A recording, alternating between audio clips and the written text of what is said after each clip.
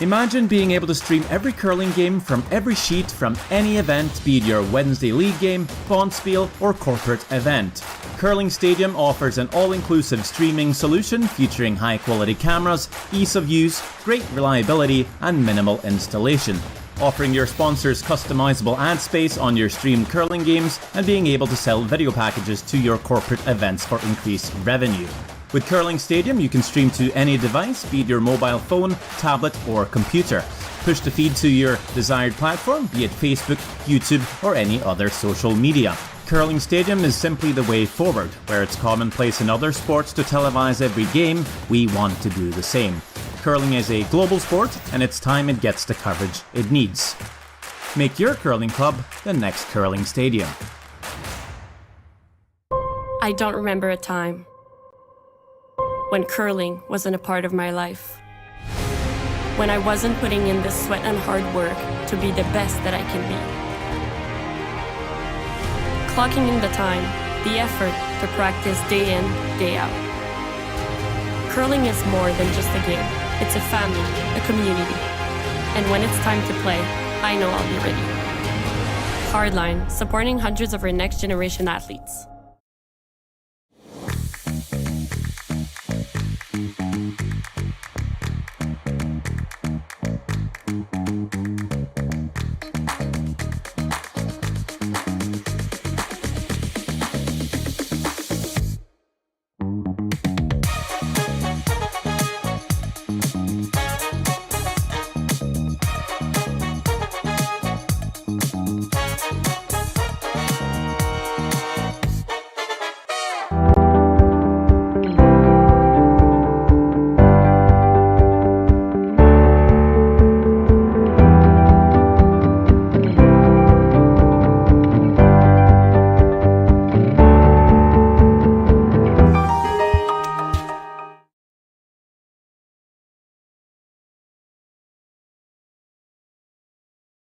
We asked Saskatchewan what they know about 5G.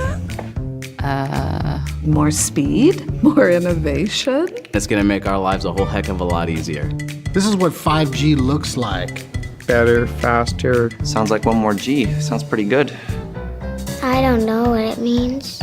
All you really need to know is the future of 5G is here and will continue improving through investments in network technology.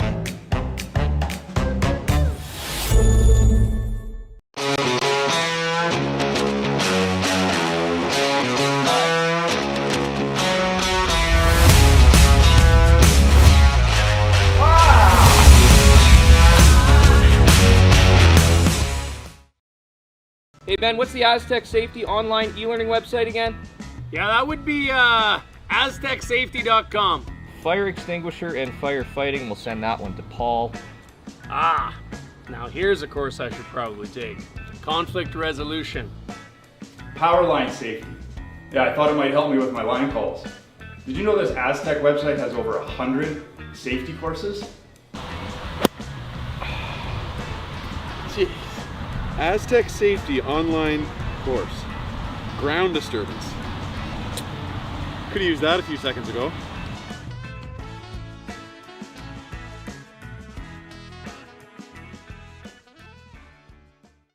So with the impact to my business and income, will this delay my retirement? I know you're worried, Marshall, but based on the original plan we came up with, you're only about 6 months behind. I thought it would be years, not months. You should feel good. Remember, you've got a plan. Thanks. With change comes questions. See the impact of your money decisions before you make them with RBC Wealth Plan.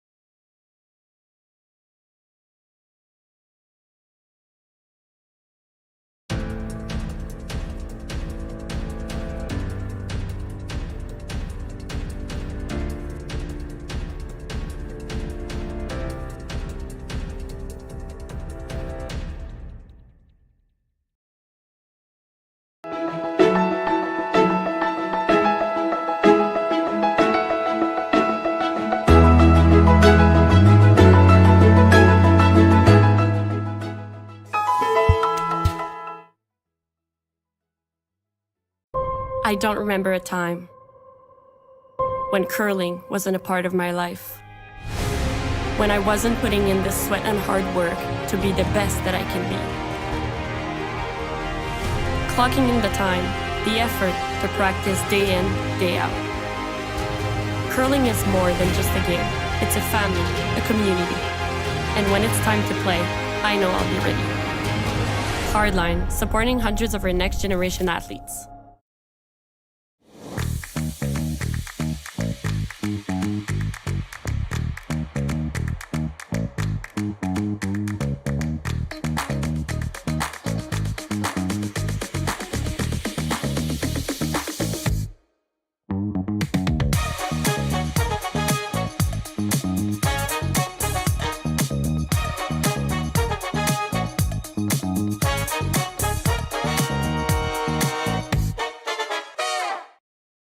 We asked Saskatchewan what they know about 5G.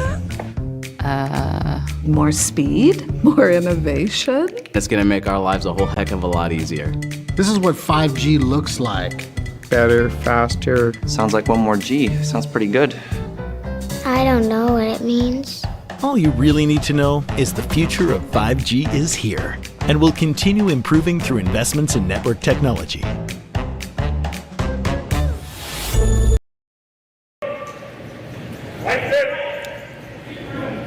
Good morning, everyone, and welcome once again to the Curling Stadium live coverage from the RBC Dominion Securities Western Showdown.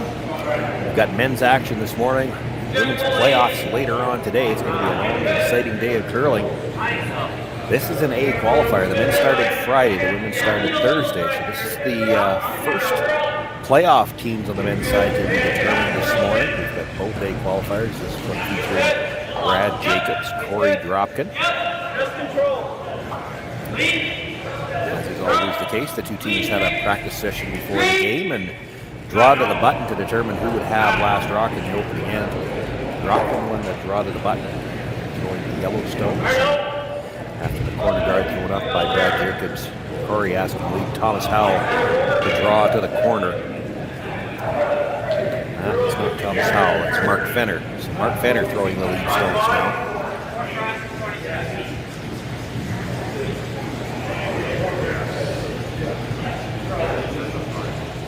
Thomas Howell is the second, then I would guess. Anders DePera the third. Korey Dropkin, of course, the skip throws last. He's in the house.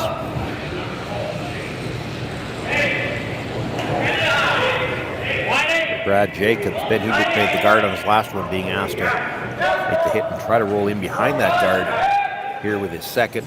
Brett Gallant is the second. On the right as we look at them, Mark Kennedy the third, and Brad Jacobs the skip.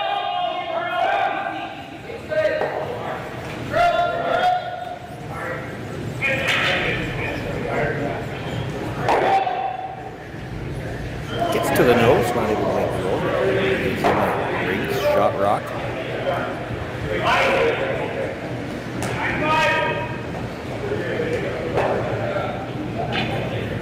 So now Dropkin for the roll.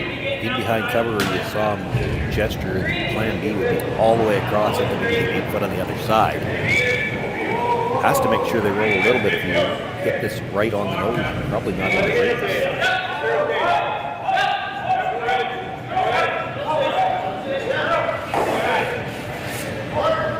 Gets the hit and roll towards the guard, but he's still going to leave a little bit of air and a chance to roll under.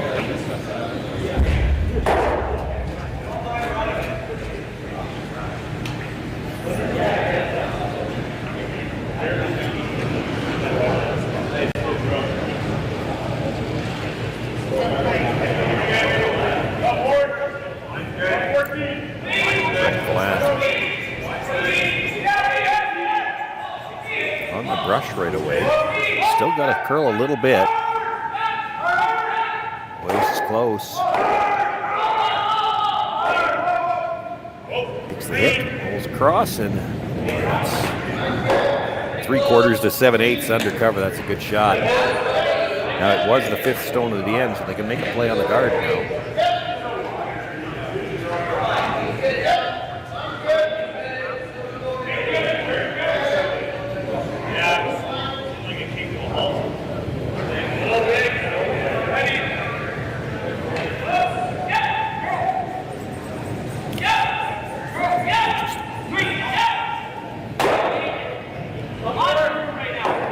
for the run, and that was Andrew Stapera. So the lineup they've got listed is quite a bit out of the order that they're actually throwing in. Stapera now appears. Mark Fennish throwing lead, Stapera throwing second, and Thomas Howell must be throwing third by process of elimination.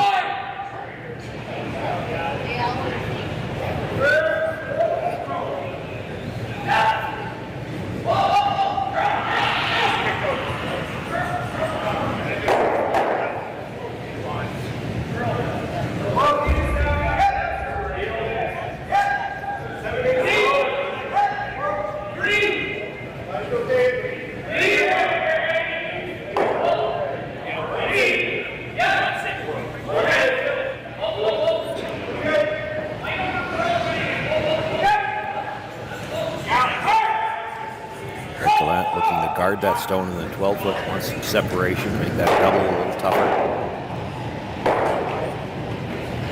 Curl a little bit, they did leave about half of that stone. The problem with that for Korey Dropkin is to take it out. Guard in a pretty good spot. Rather just come around a bit better one on the top of the 4-foot buried. So they're going to play the double again.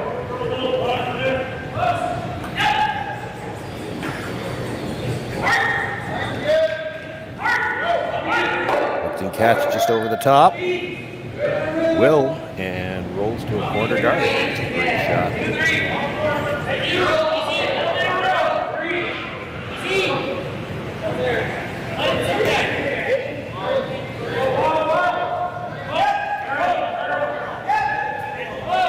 Brad's not going to be too interested in going around a corner guard this early in the end. Might try it late in the end just to get the force.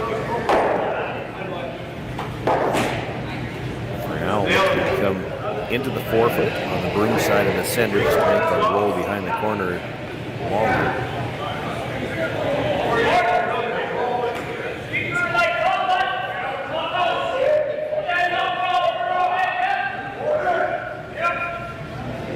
Korey Dropkin probably content to go after the blank here. You see that with a lot of teams, both the men's and women's play. If they get a chance with the hammer to blank the first and hold on to it into that second end, the even ends, it's where they like to have the hammer.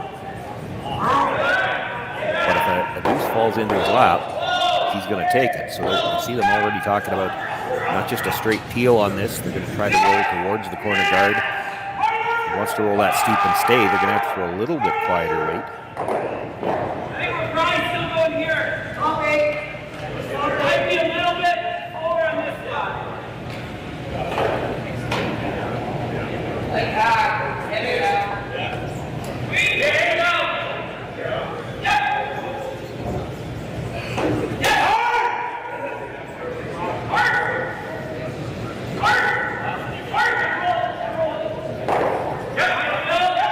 Hit. Is he going to be thin enough to get into the rings? No, it does leave another tight corner guard. The corners are set up well for them. That one might be a little too tight for Brad Jacobs' liking, and he's going to ask to remove it and try to roll back to the center line area themselves. Should be able to get into the rings off this one.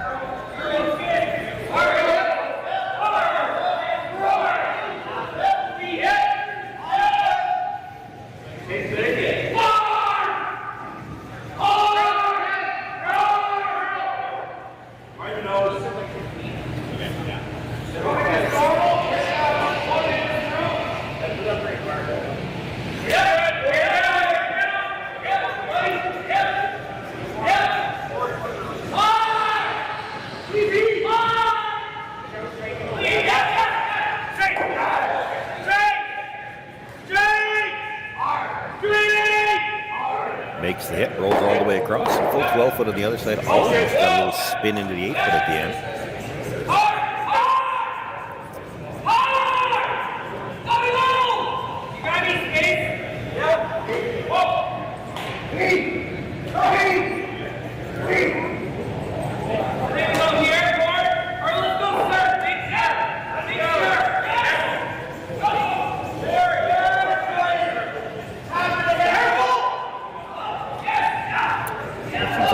Stay right there.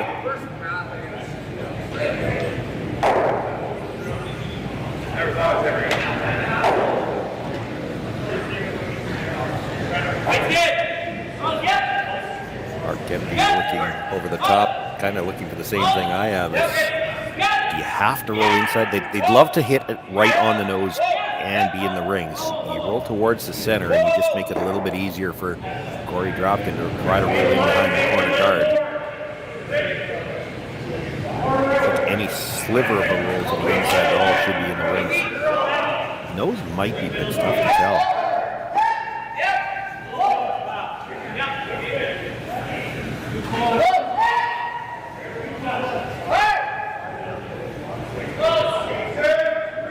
Brad Jacobs with his first here in the opening end of play. Just looking to make the hit and needs a little bit of a bite. That's what he gets.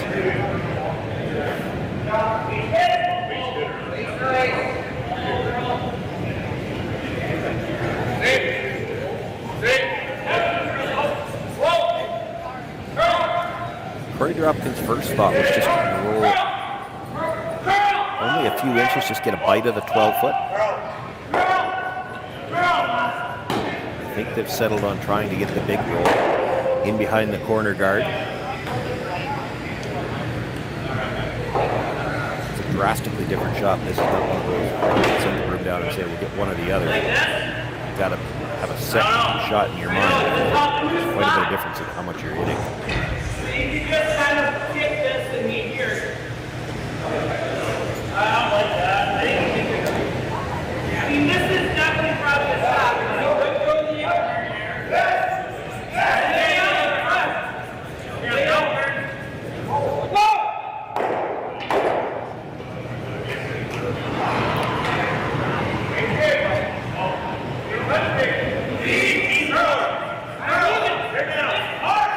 Already sweeping for Curl. Boy, you don't want to hit this just on the high side. You'd stay out of the rings, and Brad Jacobs would have a chance to come around and maybe get the force.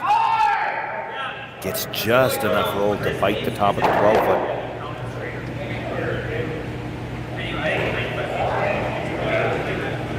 Have to make a play on it. Now, he's going to try to get the roll in behind the guard. There's no reason not to go hard for this roll. Roll out. Probably looking at a blank anyway.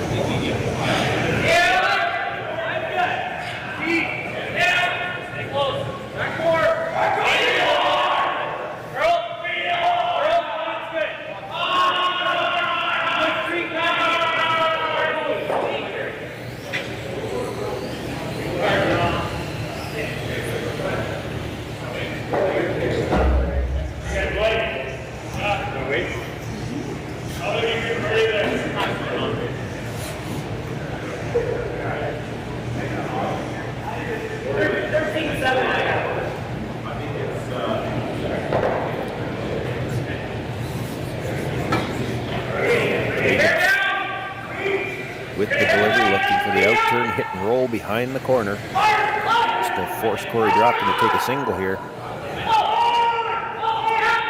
This is close, might be a little too thin, might go too far.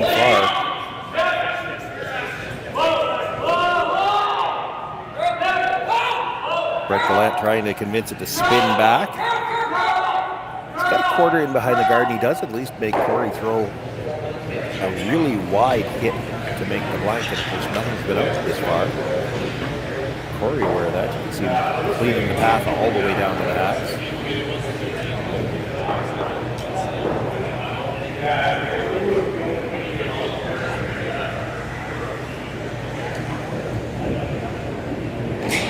About 3/4. Hit that hook anyway. Guard's in his vision. The only thing it's doing is just providing a distraction.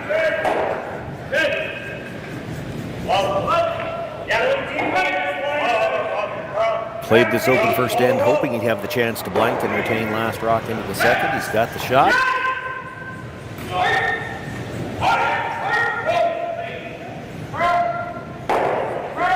By the guard, makes the hit, and he does roll out of play. We've got a blank here in the opening end of play.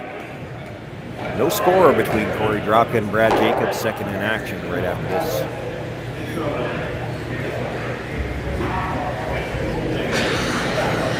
So with the impact to my business and income, will this delay my retirement? I know you're worried, Marshall, but based on the original plan we came up with, you're only about 6 months behind. I thought it would be years, not months. You should feel good. Remember, you've got a plan. Thanks.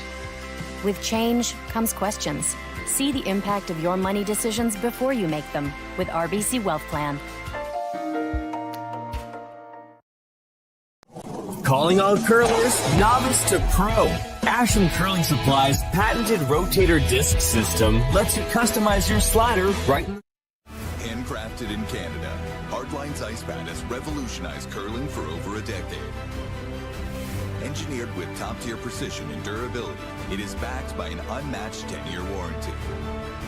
Designed for curlers at all levels to sweep effortlessly with maximum efficiency, it is trusted by the world's best curlers, including Olympic and world champions. It is quite simply the best broom in the game. Hardline. Join the revolution. Stronger agronomics. Better returns.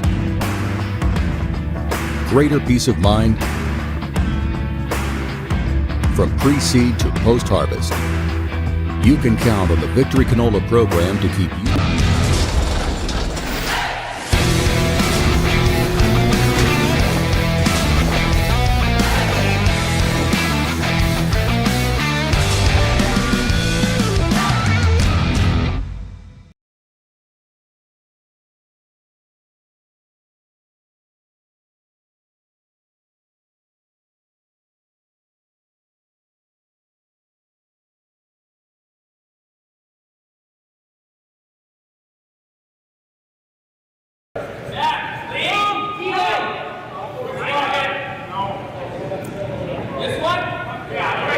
Second end just underway here. The first stone brought into the top of the button area.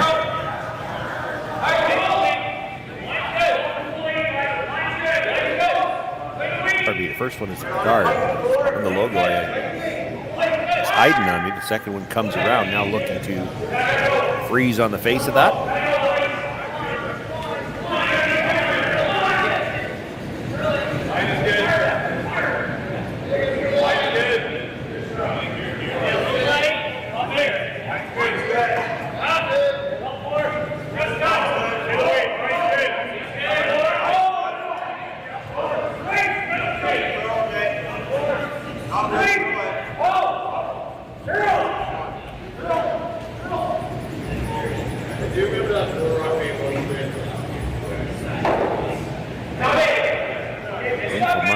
Try to get to the inside corner of that red.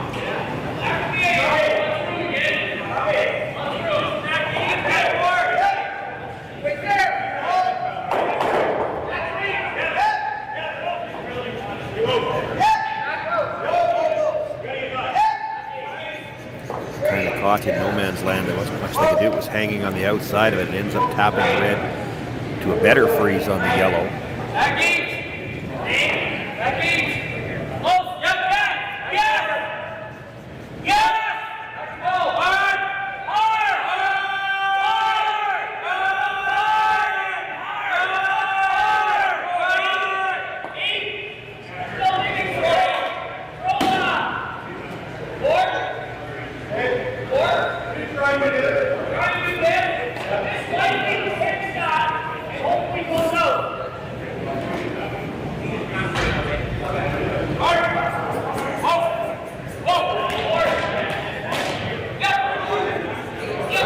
Get a lot out of this rock. He wants to hit on the inside, get the roll underneath the red guard, and still hoping to make contact with the red yellow combination at the top of the forefoot. It's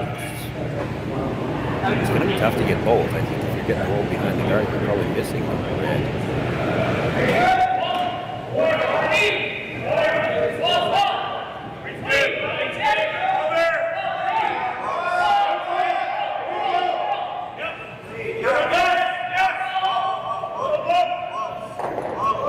Yellow clips the red, but doesn't get the roll behind, and doesn't get the first yellow all the way out of the rings. Did leave a nice lineup on the two reds. They're still lined up with the yellow in the back left.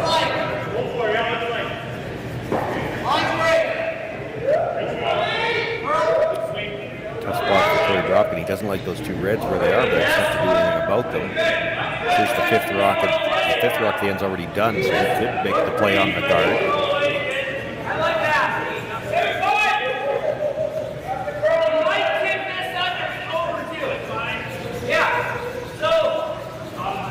That's what they're looking for. Run the guard back, clip the one to the top of the 8 foot. Just try to get those two rocks out and roll to a corner guard.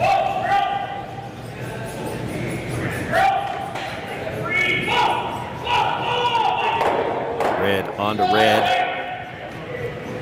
Does jam it off that stone at the back. They both roll out. And the original raised stone stays in the 8 foot. Got the guard off the center line though.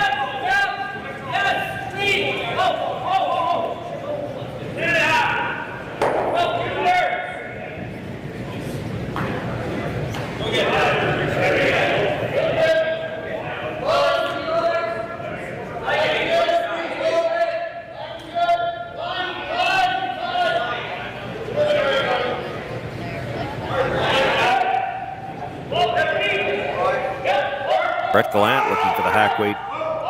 Short little run, red onto yellow. Try to roll over to the corner, spread these red rocks out.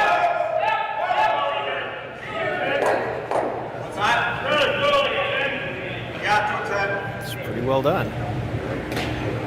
Not looking for a steal so much as just making sure they get the opportunity to force. And knowing how well this Dropkin team's hit, really both these teams, strong hitting teams, so you got to spread your rocks out early and try to hold that force for as long as you can. Dropkin's going to make the hit on what is currently second shot. Try to roll behind the guard. If it over rolls a little bit, they could end up directly in front of shot rocks. A couple of ways this could work out well for them.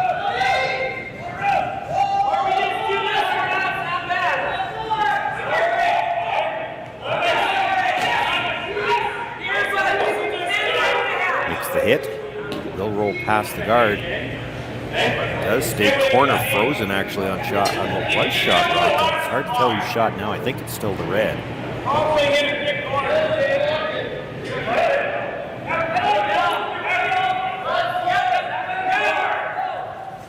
Hit it right on the nose.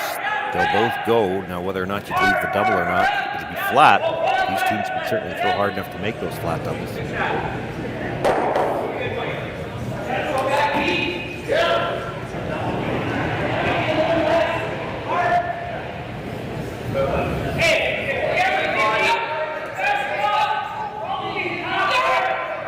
I was just wondering the same thing.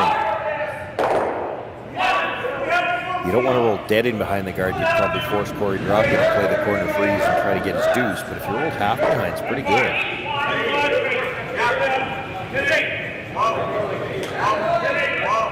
Probably takes away the long flat double.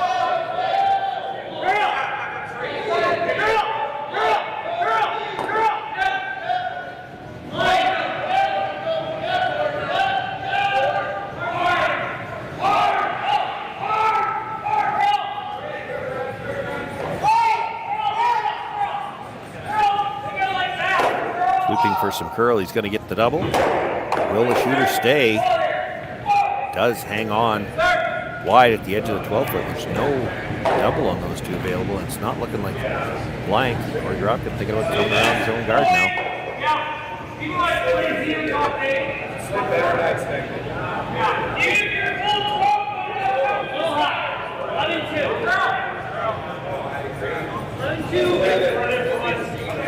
I heard him saying even if it's just full 12 and only second shot for now, there's a chance for a jam on the side.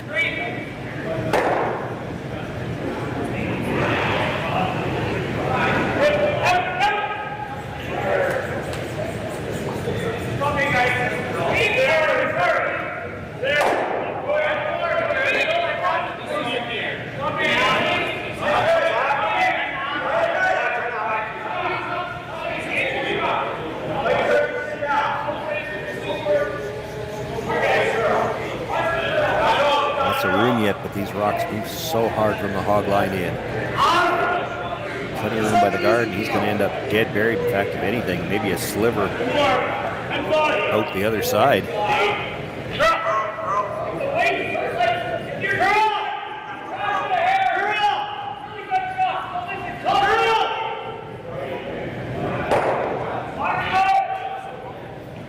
Mark Kennedy going to try to follow it down, stay on the inside corner. They could also tap it a little bit. That's the discussion. Critical to get close to the nose if you're going to play the tap. 3/4 on the high side is frozen. He's still probably shot rock, maybe 2/3. You get right to the face and freeze, you wouldn't be shot rock in front of the tee line.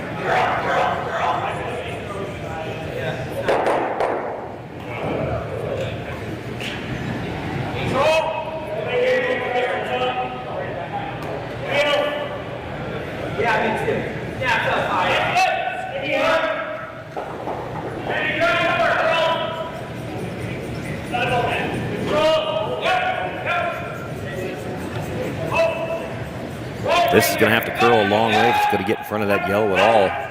Plan B now, they might try to come around it. You still got to stay on the 4-foot.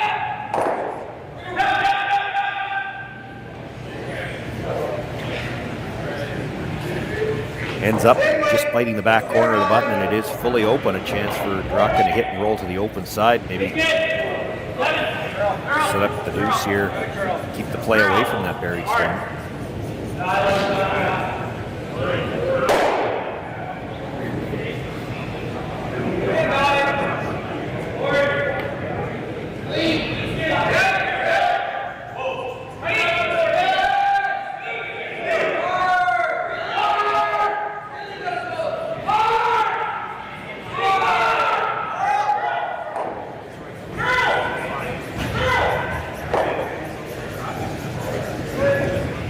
Makes the hit, but on the roll, is he going to stay for second shot? No, it rolls too far. It does stay in the rings, but it's third for now.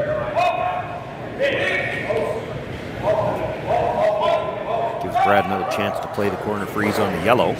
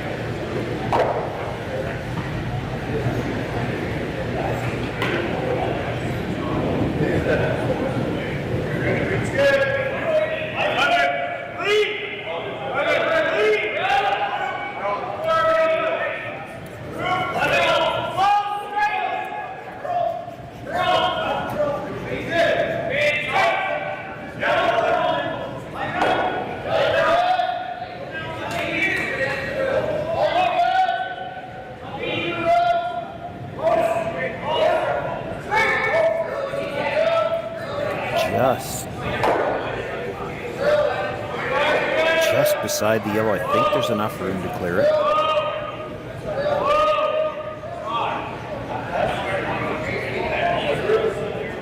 I'm not positive it was Korey Dropkin.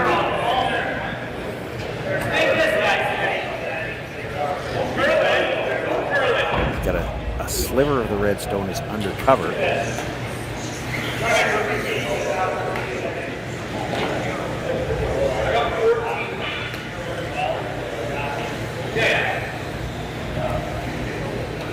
Take the red off the yellow.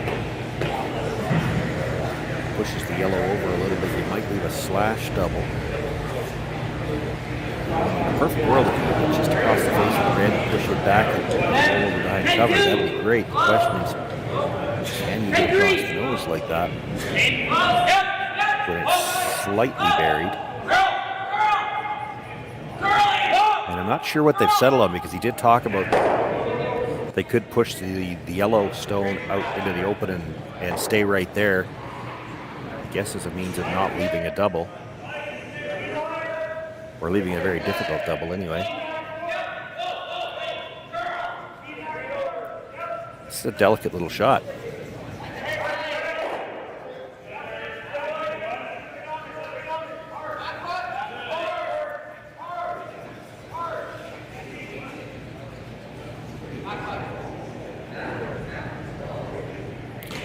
So Korey Dropkin with last rock here. This is his first in the second end, trying to make the tap back on Brad Jacobstone and see if he can't set up his deuce. This is going to have to curl a long ways.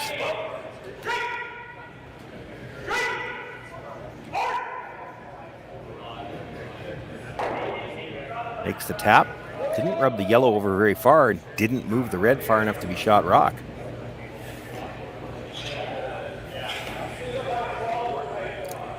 Well, the slash double on the yellows is probably there. It should go over the top of the red.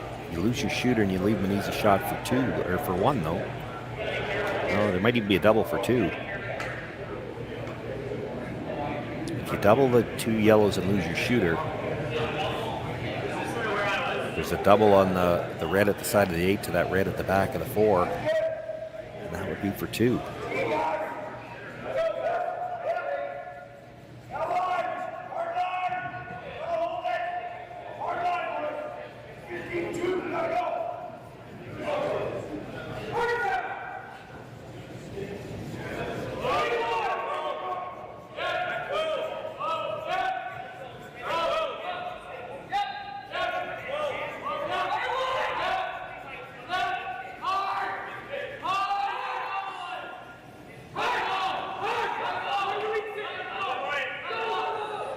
If you get the double, is there a chance you could make the triple? I've looked at that. You make the double and maybe try to save their shooter on the red at the side. The problem is if you move that red all the way out of the 12-foot, there's still going to be the same double for two.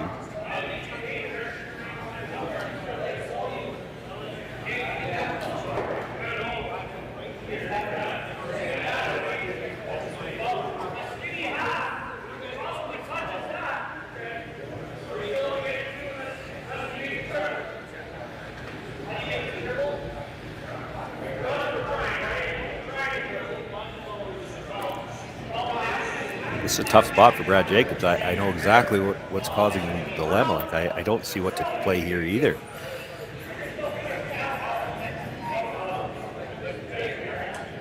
I talked about freezing to their own. That's pretty risky.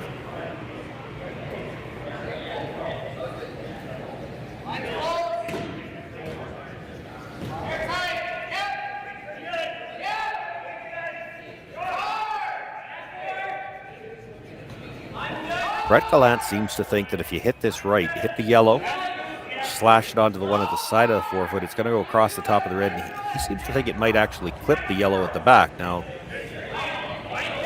if it clips it and rolls everything out, great, then you've made the triple. If it stays there, it really doesn't change anything.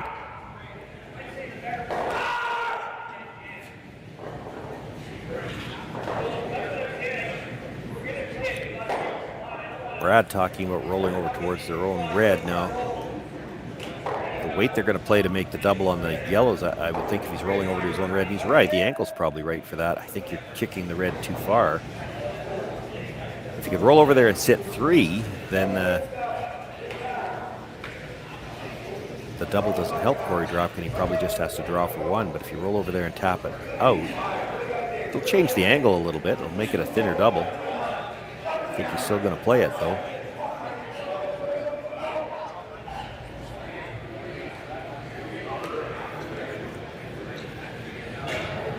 The front end has had their say. They've made their way back down to the other end.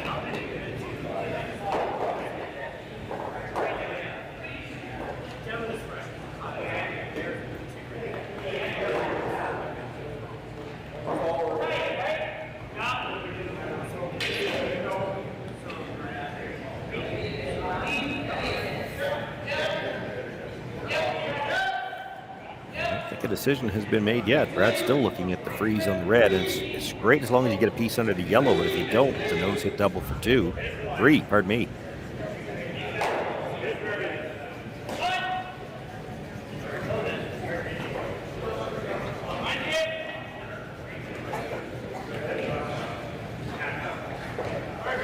Back to playing the double on the yellows.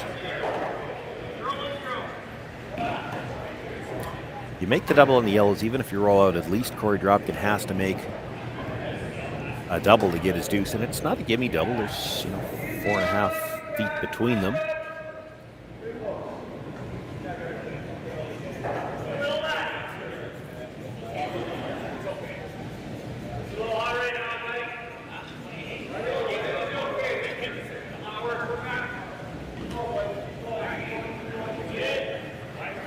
Brad Jacobs with his final stone here in the second end without last rock, looking for the double on second and third. Makes the flash, catches the second one, but it actually catches the red as well. Well, touched all the rocks as it sits. They've moved the two reds back a little farther. The double's still there, but now with it being closer to that yellow, does it clear the yellow?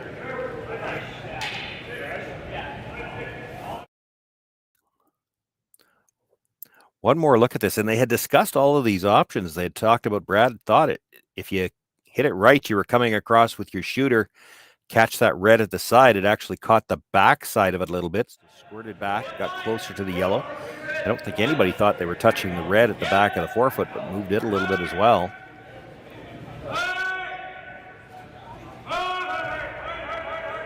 You definitely could make the double between the two reds. The question now, though, is with there not being a lot of room between the red and the yellow at the back 12, does it clear the yellow? And I'm not sure it does. I don't think Korey's sure it does either, or he'd already be in the hacks.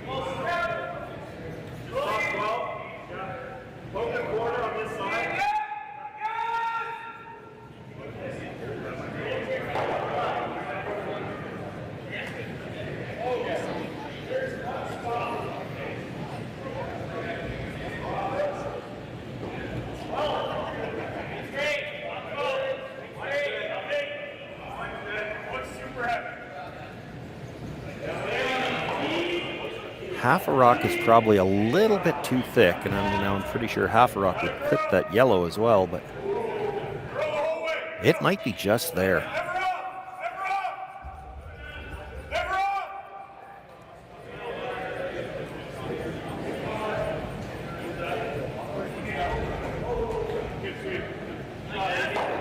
It's worth taking a run at it. Korey Dropkin, such a good hitter. He probably expects to make the double. He's just so good at these shots. The question is whether or not it can pass the back one. And if you're sure you can make the double, take a run at it. If it clears, this is for two.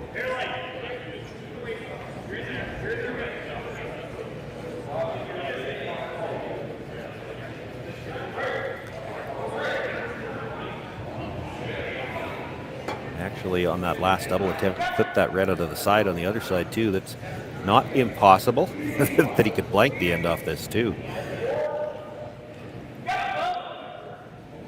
If you're a little thin on the first one, catch the back end of the second red, and if it doesn't clear the yellow,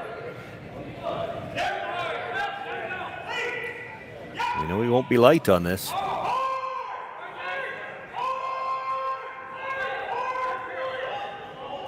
Going to be thick on the first one, makes the hit, but it definitely into the second one, and his shooter comes across. Just touches the second red stone, but that's enough to get a single point. Korey Dropkin on the board with a single here in the second. Brad Jacobs gets the force, and we'll have last rock in the third.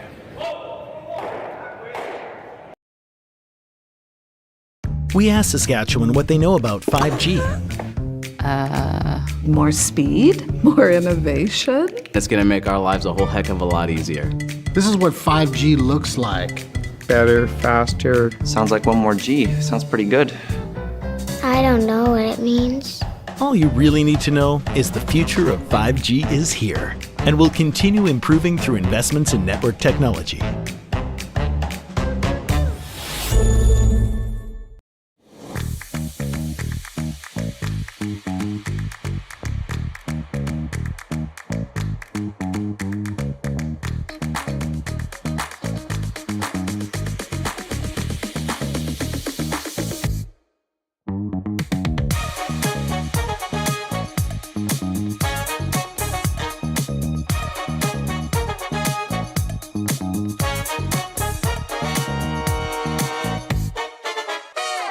Join us this March for the House of Hearts Charity Bonspiel in Duluth, Minnesota. Help raise funds for Project Joy, who provides meals for hungry kids in our community. Every donation helps to ensure no child goes hungry. Join us and make a difference. Together, we can spread joy. Hey Ben, what's the Aztec Safety online e-learning website again? Yeah, that would be aztecsafety.com. Fire extinguisher and firefighting, we'll send that one to Paul. Now here's a course I should probably take. Conflict resolution. Power line safety. Yeah, I thought it might help me with my line calls.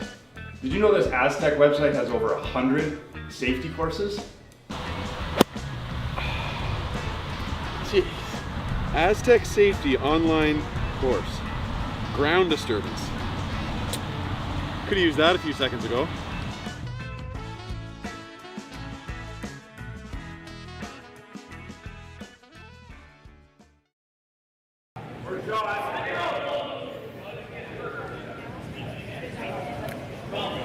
Hey, event qualifier action here from the RBC Dominion Securities Western Showdown. Brad Jacobs with the hammer first time in the game. Korey Dropkin with the single in the second end has the lead. They started things off with a center guard just touching the center line, so it's in the no-tick zone. Brad Jacobs calls the corner guard, and now the come-around attempt by Mark Fenner.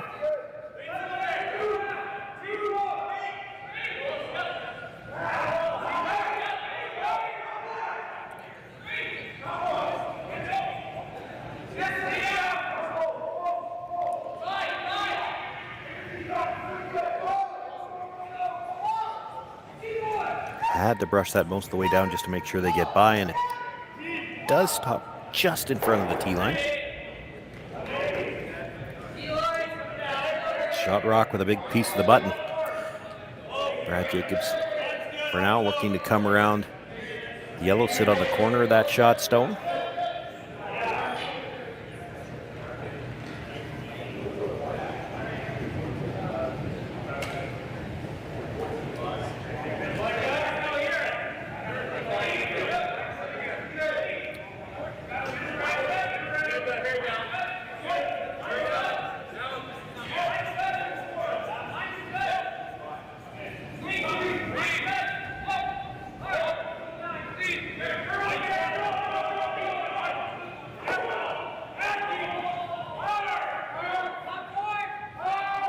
Ben Hebert with draw, comes down to the full 8. Not right to the face of the yellow, but he's got a good angle.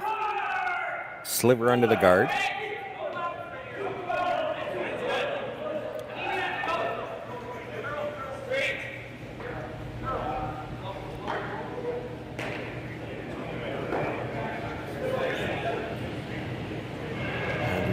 Being asked to come down to it. I'd like to get to the inside. This is where they got into a little bit of trouble last end. That didn't get to the inside on a shot like this and lined everything up to the shot rock.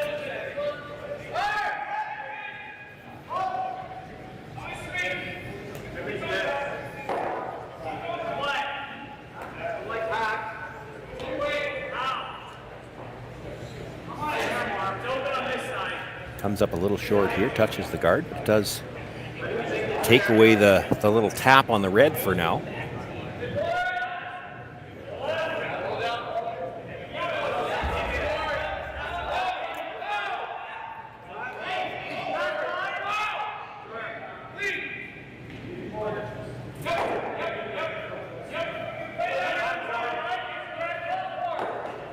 Brad's first thought was the freeze from the other side. I think part of the reason that he's looking at this, those two stones not overlapped, so he's still got run backs available.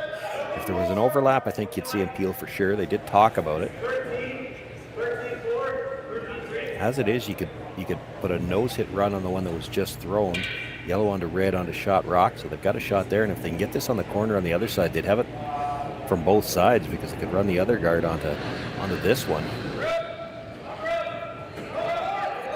All these teams so good at the run backs, and it doesn't matter to them necessarily what color stone they're running back. It's just get a good angle in the house first. This one's got a lot of room by the guard. They're sweeping to get it to curl. Outstanding job on the brush by Mark Kennedy. Gets it right down onto the face.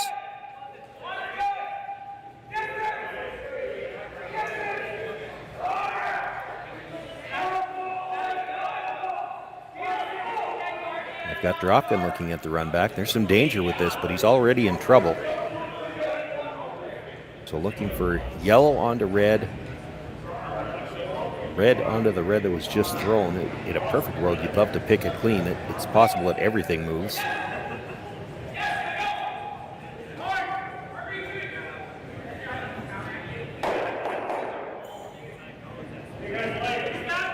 Stuffed the first one back and actually overlaps the two yellows. So Brad Jacobs sitting one buried, top of the forefoot.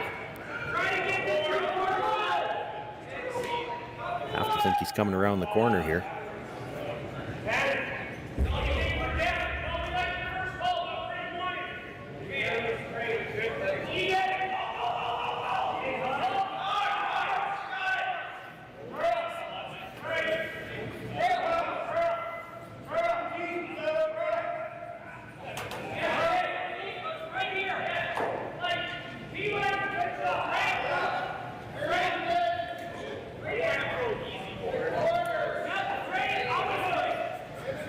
I don't think there's any question that they're coming around the corner. I think the question is how deep does he want it? Kind of heard him say T-line or maybe a little bit better. You can't be up too high in the house. You might leave the double. Right now that shot stone is very hard for Korey Dropkin to get at. He's either got to double peel the guards or try a corner freeze on and it's overburied from either corner. So it's a tough spot for Korey Dropkin right now.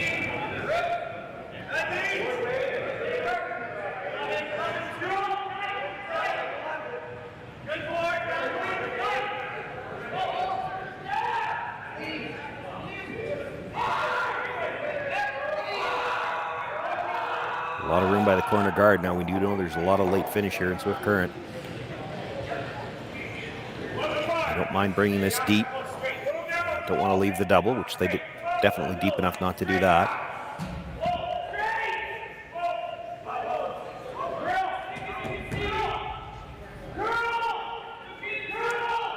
Korey's got to do something about that overlap. He's looking at if we make a play on just the one guard, can we run it towards the one that was just thrown?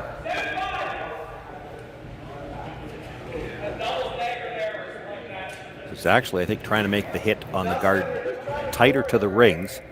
Hit, boy, almost as much as you can see. Might catch the rock at the back of the 8-foot.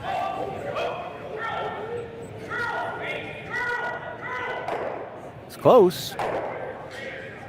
Boy, there's the bonus. Not only did he clip it, but he rolled into the open and stays in the rings. It makes coming around the corner guard a little tougher. Probably won't be second shot rock, and he's buried. It's still not a bad result. One more look at this, and it is worth it. This is a good shot.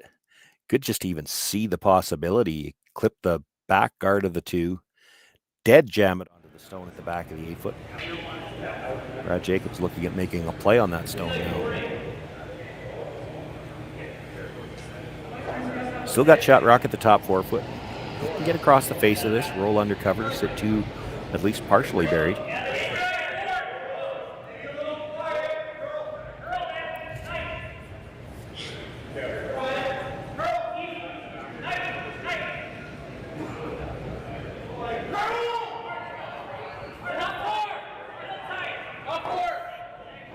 On the sweep for Curl most of the way down. He gets to the nose, not able to roll it behind cover.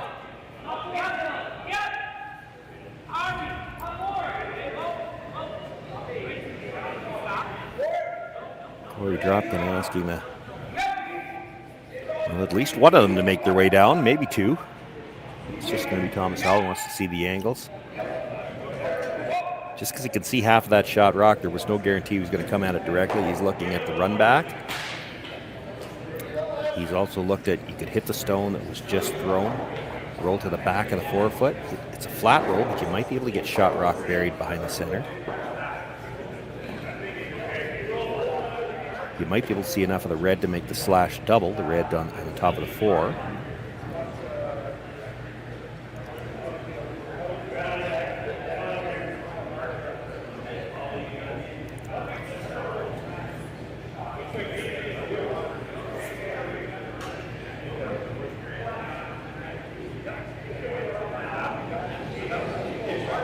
I think most of the discussion has been about that hit and roll to the back of the 4-foot, and the question is, and that's what they're trying to decide, can we roll flat enough to still be shot rock?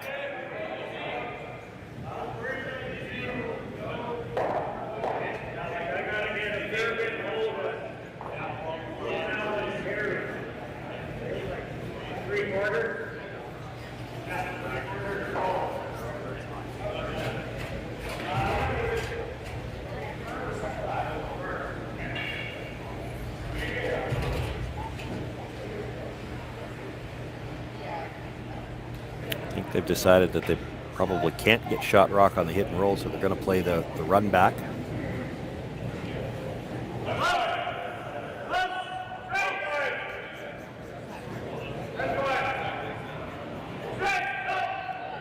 It's not a gimme that they can get shot rock here, but if you could stuff this to the top of the 8, at least you've got a rock in front of the tee line.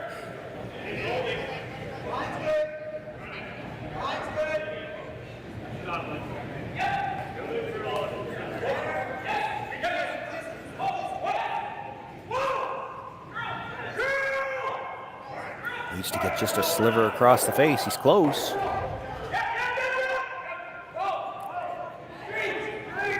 Makes the hit. He's a little off the nose on the second one, which allows him to roll over for shot rock. But it looks like there's enough room to come past the nose. One more look at this. He was trying to get just a sliver across the nose and hope to stuff it back there and still leave it half buried. Korey Dropkin, realizing they weren't going to get that, swept the roll over as far as they could. He was trying to get directly in front of the red if he could. It's a tricky rock to remove, but it is there for Mark Kennedy to get just across the nose, make the hit, roll in behind the corner, and sit 2. Shot rock would be that stone at the back of the 8 that is wide open, though.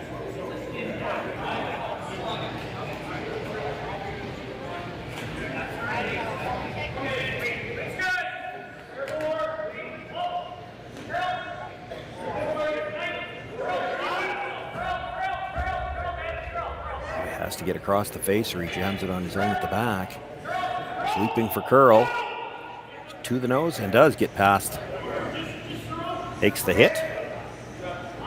Rolls over, if anything, maybe a little bit past the guard, but sitting 2 for now.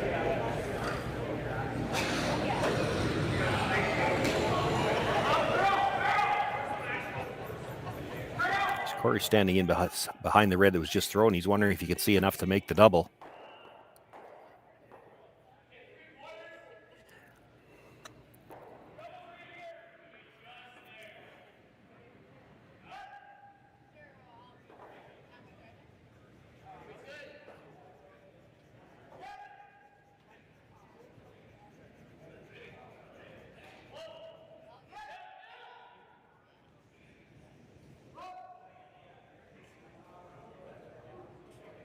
They talked about hitting the shot rock and just try to roll buried too, but this was the first one he was looking at, and I think they think it's just there. I think I heard just there as a phrase.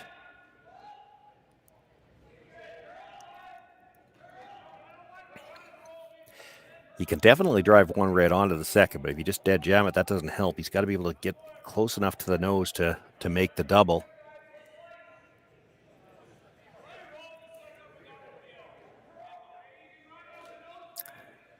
Yeah, it's probably there, but it sure looks like you got to come tight by the guard. You probably don't, because it finishes up a little bit.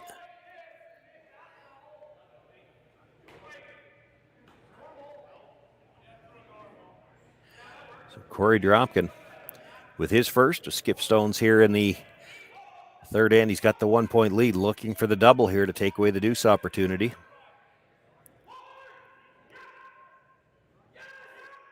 Well, he's tight by the guard, but he's by. Makes the hit, catches the second one, caught it fairly thin actually, but enough to get it out, and hangs his shooter on for a bite at the edge of the 12. Nice shot by Korey Dropkin.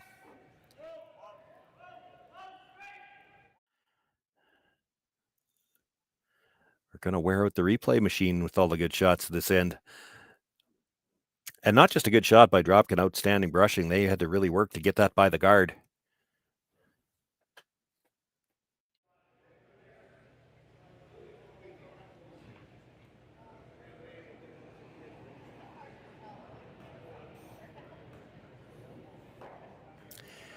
This is a good example, and you've heard us talk about it in previous broadcasts all weekend long, and really all season long. You get so many of these top teams. Strategy decisions are influenced by whether or not you're playing in an odd or an even end. If this was an even end, I think you'd see Brad Jacobs come around to guard, try to get his deuce. For now, in the odd end, where a blank's not a bad result, he's going to play the hit on that little biter and try to roll in behind cover.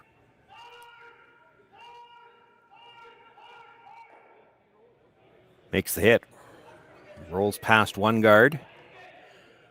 Rolls past the second guard, and he will stay for shot.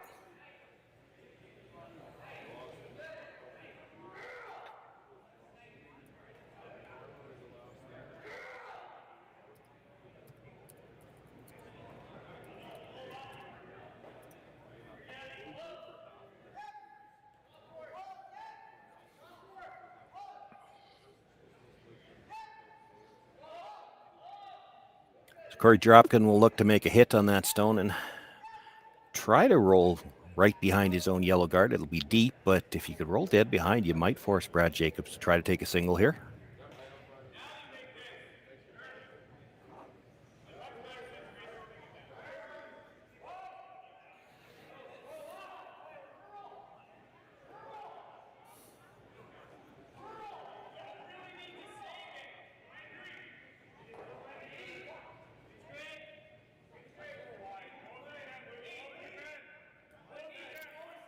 Korey Dropkin with his final stone without last rock here. Made the double on the first to take away the deuce opportunity. Now, if he can get the hit and roll behind cover, can he get the force? Gets the hit. The roll is going to go a little bit too far and right out of play. So it'll be an opportunity for Brad Jacobs to simply throw this one through. Get the blank here in the third end and retain last rock into the fourth.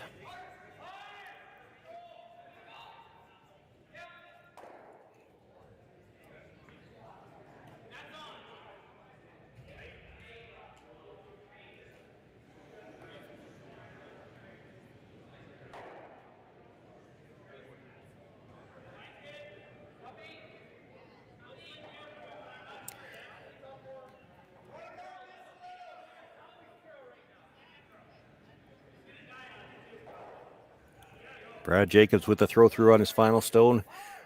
Not whipping it through like you would have once upon a time. They always want to learn something from every shot, so they got to take a look at what that rock would do down that path. They'll file that information away for later on in this game, and we'll see if it comes back to be useful for them. For now, Brad Jacobs keeps last rock into the fourth end of play.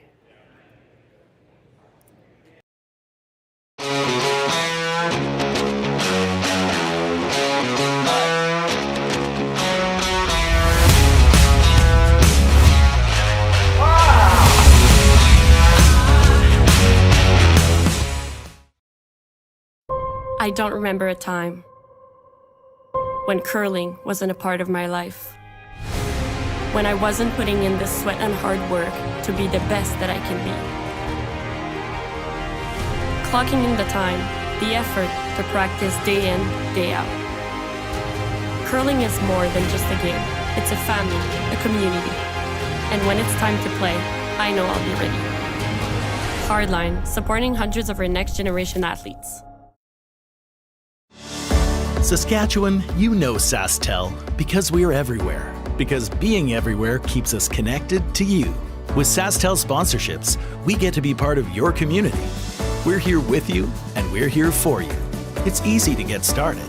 All you need to do is apply. Sasktel cares. Always has, always will. To apply for sponsorship, visit sastel.com/sponsorships.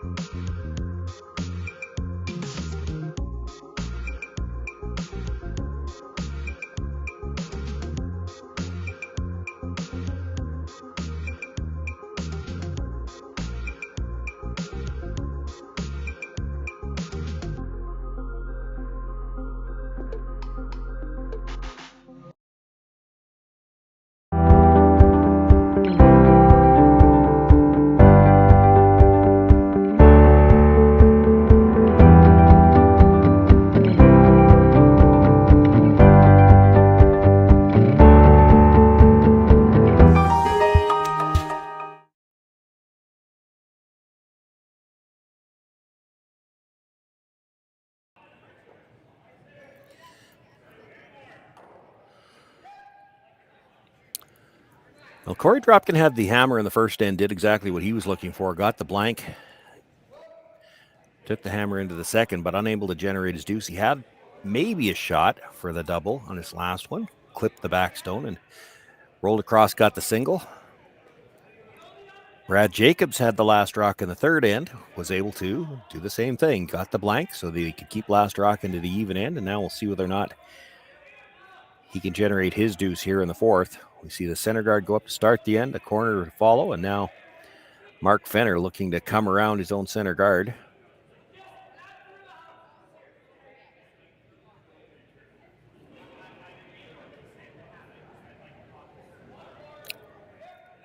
to the top of the button, but maybe only about 2/3 buried. Ben Hebert will look to follow that down, sit on the face of it.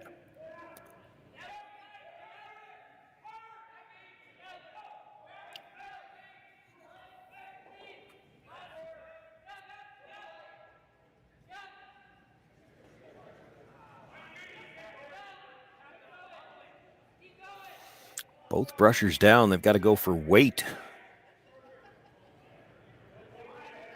Not going to get down to the face. Didn't make the rings at all and overlaps. So that's essentially a double guard now on that shot stone top of the button.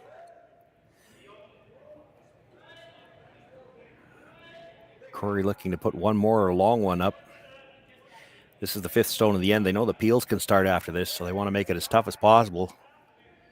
Brad Jacobs going to have a little work to do to open up the middle so they can get at shot rock.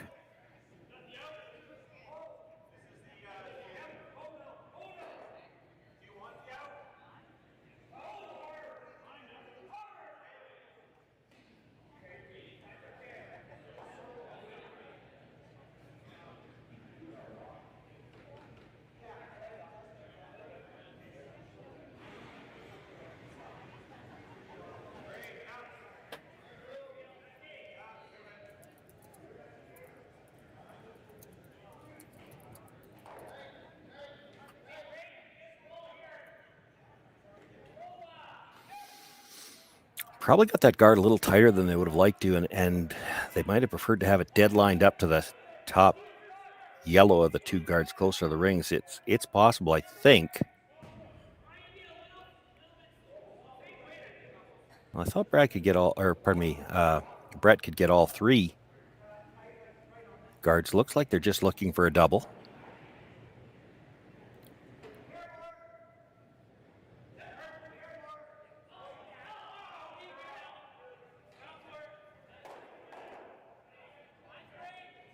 Nope, does get all three. Rolls the shooter off all the way to, well, not quite touch the divider. Now, Korey Dropkin looking at peeling the corner guard, and then we might be looking at another blank here.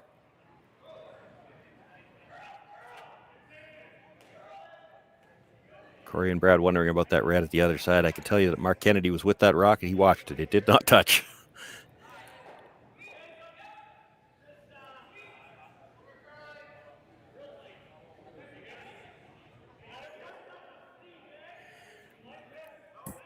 Makes the peel on the corner guard.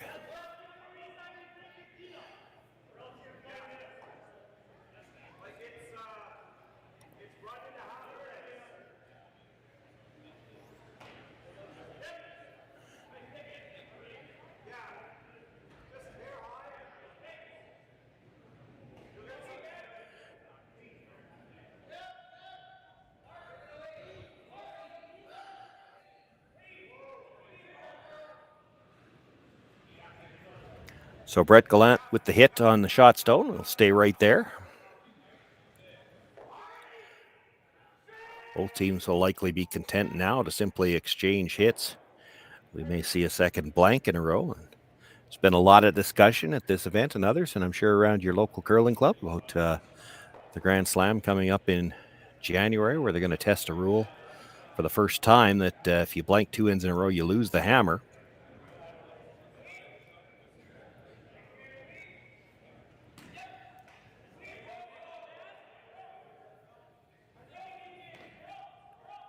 Trying to really quickly find the rosters for that. I'm sure that Brad Jacobs' team will be at that slam. I don't know. Korey Dropkin might be as well.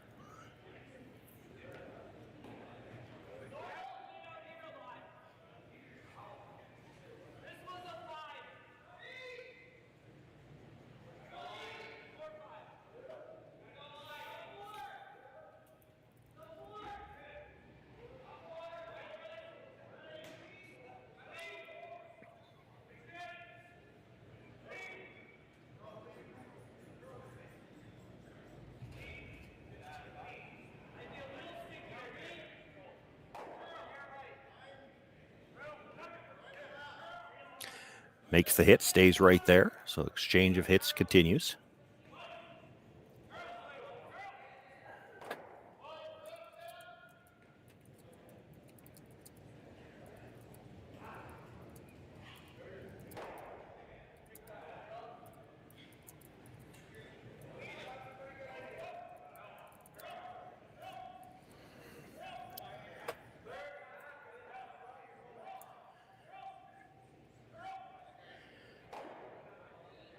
Makes the hit, rolls a little bit to the outside, but does hang on for a bite of the 12.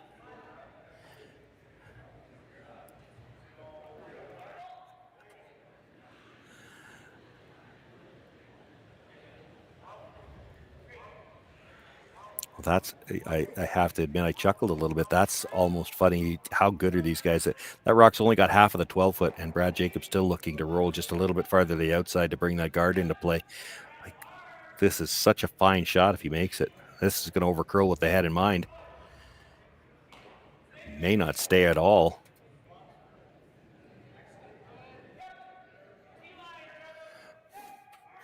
So with the rollout, a chance for Korey Dropkin to simply put a draw somewhere in the middle.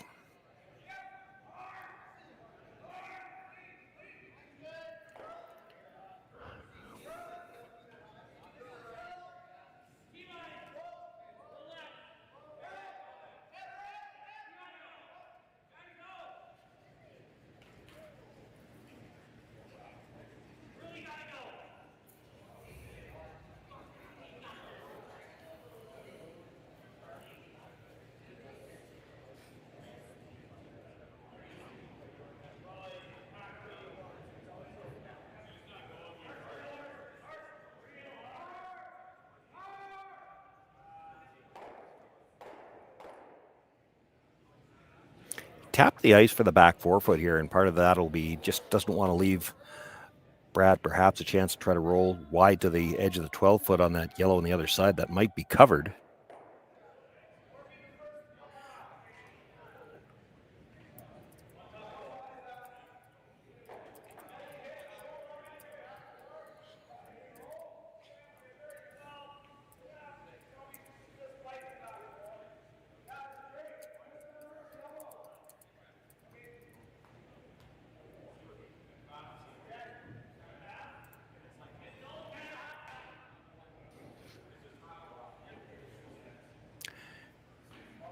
Puts that back 4 even sliver into the 8-foot, exactly where he wanted it. Brad Jacobs will look to hit.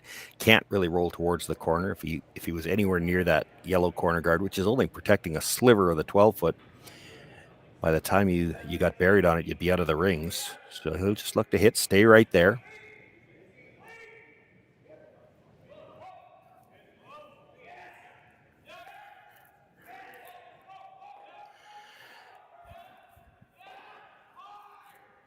Same issue for Korey Dropkin, though, really. There's no place he can roll to get any kind of protection without being out of the rings. I mean, if you had to roll behind that yellow corner guard anyway, you're rolling to a very, very small sliver of ice, but you can't do it from a rock that far back. By the time you rolled in behind it, you'd be out of the rings. If this was top 8-foot, they might give it a go.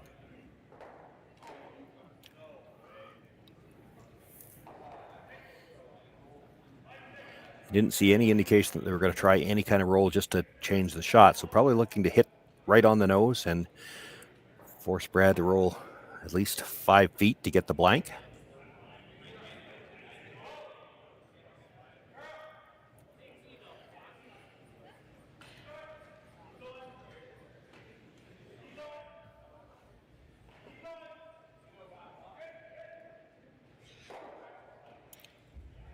Going to make the hit, does roll to the broom side.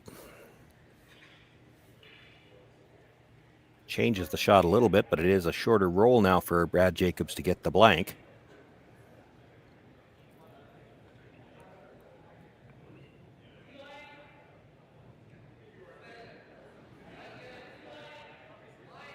Final stone here, 4th end. Brad Jacobs got the blank in the 3rd, looking for a blank here again in the 4th. Does make the hit, rolls the shooter out of play. After 4 ends of play, it's Korey Dropkin with a lead of 1-0 over Brad Jacobs. Brad Jacobs with last rock again in the 5th. You're watching the A qualifying action from the RBC Dominion Securities Western Showdown.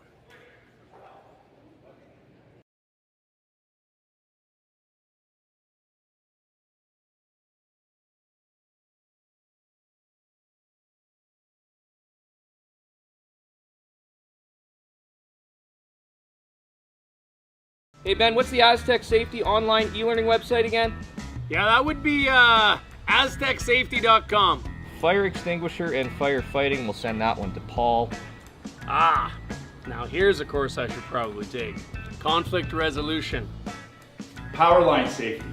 Yeah, I thought it might help me with my line calls. Did you know this Aztec website has over 100 safety courses? Jeez. Aztec Safety online course. Ground disturbance. Could have used that a few seconds ago.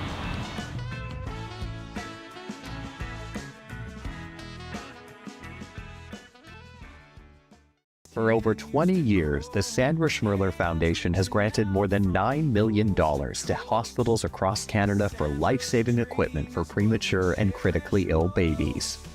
In the past 4 years alone, $4 million has been granted thanks to the curling community's incredible generosity. The need continues year-round, and with your help, we can ensure every baby has the chance to grow up and become a champion, just like Sandra.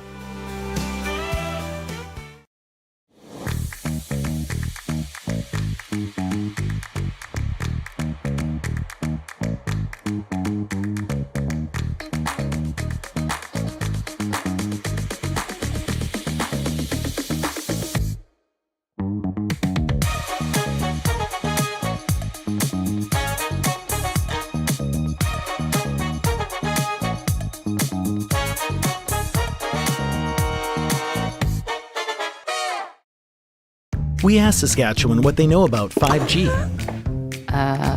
More speed, more innovation. It's gonna make our lives a whole heck of a lot easier. This is what 5G looks like. Better, faster. Sounds like one more G. Sounds pretty good. I don't know what it means. All you really need to know is the future of 5G is here and will continue improving through investments in network technology.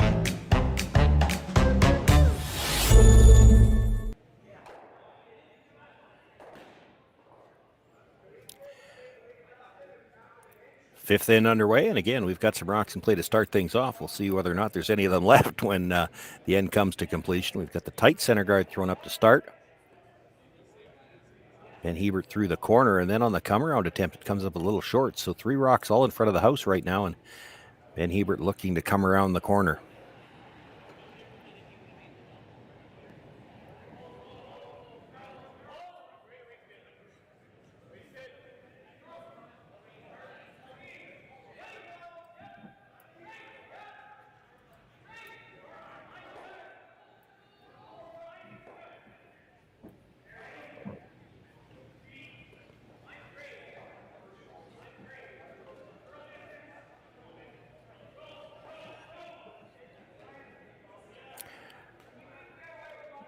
Great line coming by, as you heard Brad Jacobs say, and he comes into the 8-foot dead in behind cover. This is still just the 5th stone of the end, so can't peel the guard. Gonna look to follow it down, try to sit on the corner.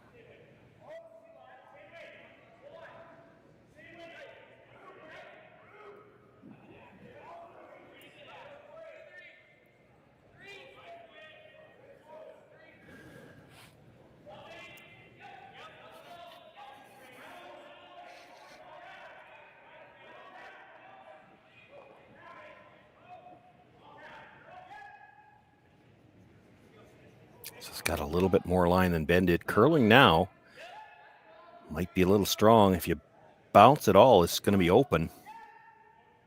Well, it just rubs it, actually. Does stay fully open. It is shot rock in the 4-foot.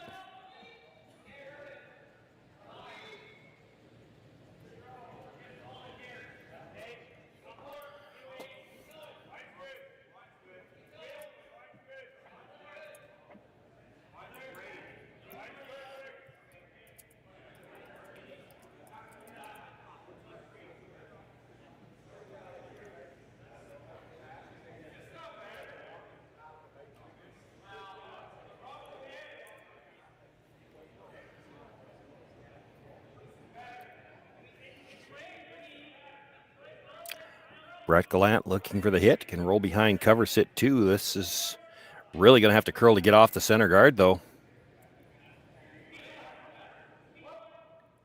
Well, great job on the brush by Ben Hebert to get a little bit of curl, got it off the guard, and actually got it to curl enough that he hits, stays in behind cover. It is just behind the tee line. But still slightly overburied on the yellow guard. They're looking at the freeze, now looking at the run.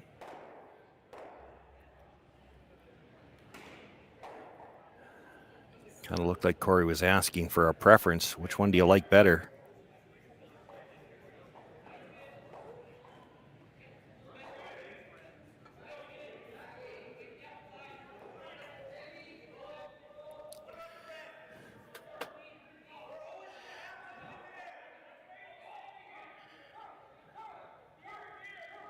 They're looking at the reds straight back, try to get the two reds off the side. I think I heard we're always going to have that straight back on the yellow. That's just how much confidence these players have on a run back. They're looking at a run back. It's probably 8 feet between the two stones. And they feel like they don't have to play it now because they're always going to have it.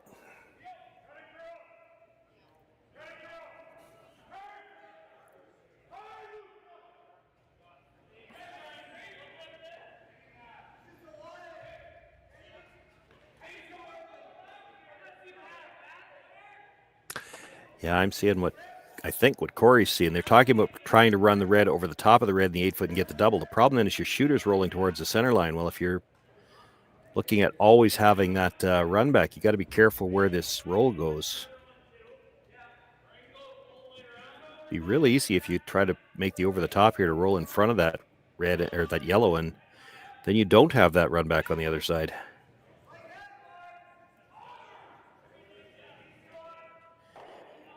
Makes the hit just by the stone in the rings.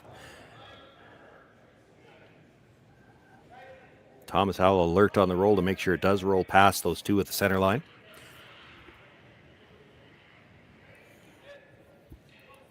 There's a thin double available on the reds in the house now, so Brad looking to guard the second shot stone.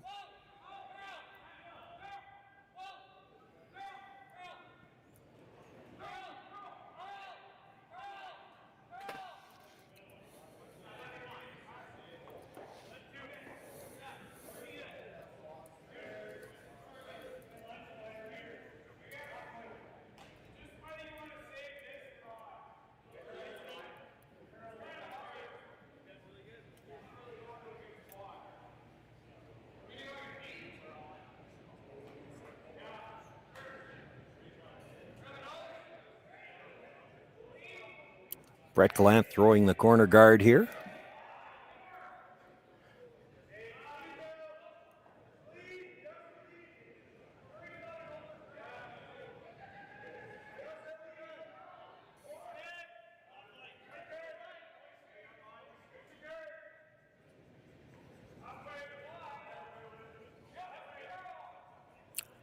A little tighter than the one he was replacing, but it does cover the second shot stone.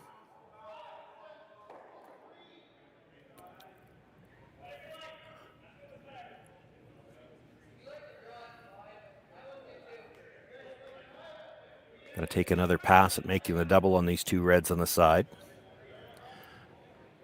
Thomas Howell this time.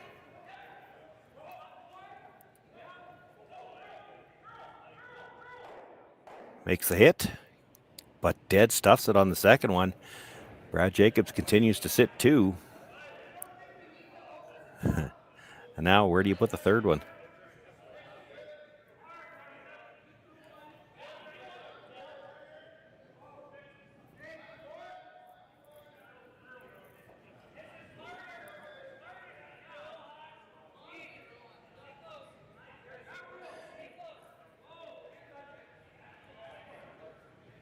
They're going to make their way down and look at the options here.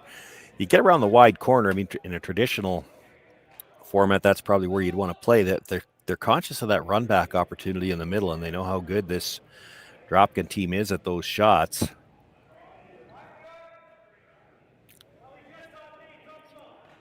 You might be able to come through that port with the in-turn, just tuck a little piece and make it tougher. The problem is there's two run backs up there. One's on a slight angle, and if you come around and sit, say, top 12 takeaway run, you'd leave the other one. You'd probably have to be all the way into the 8 foot, I would guess, to take both of them away. Now you could play that.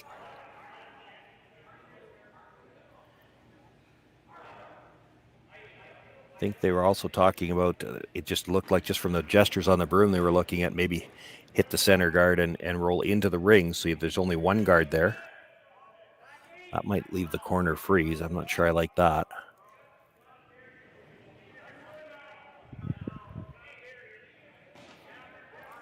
First thought was to come around the corner guard, and it looks like that's what they're going to go back to. They did discuss all the options.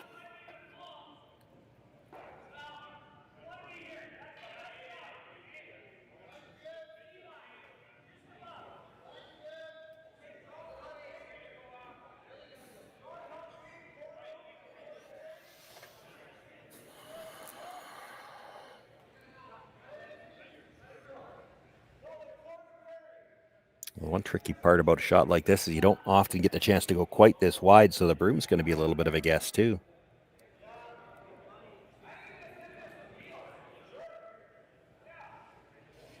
If you're not dead buried, you're going to have to be deep to make sure you don't leave the double onto the shot stone.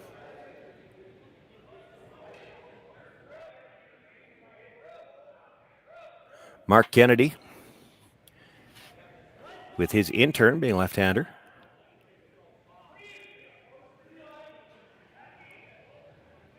Still got a ton of room by the guard.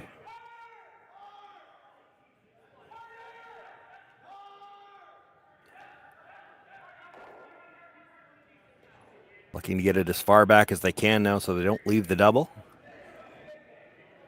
I think it's far enough back, and it actually got pretty well in behind the guard by getting it that deep too. That is behind the red. So Jacob sits 3. And now it's the Dropkins team's turn to look at the options. The run back's good if you dead stick it.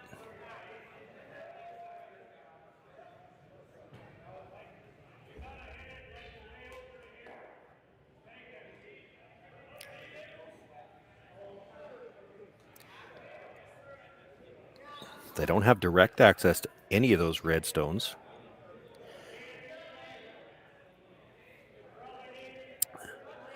There are probably teams that would try the freeze. Well, you could play the freeze on the in-turn. You actually could just play the come around on the out turn as well. You're playing with fire though if you don't get it right close to the face. Brad Jacobs, no stranger to run backs either. He could play the run back, try to double your shooter out, and he's still sitting 3.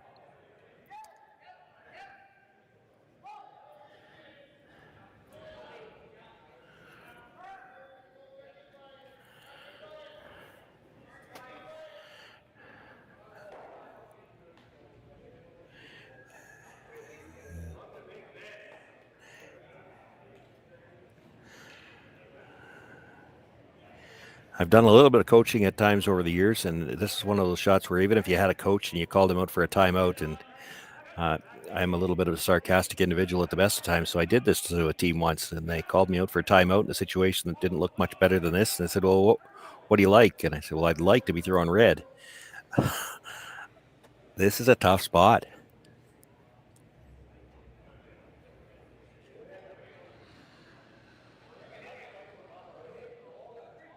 Probably your best result is if you could lock the freeze on, but that's a tough shot. Like, you're coming wider for a draw than you have most of the game. I don't think they're even considering that. They're looking at a run. Oh, maybe they are.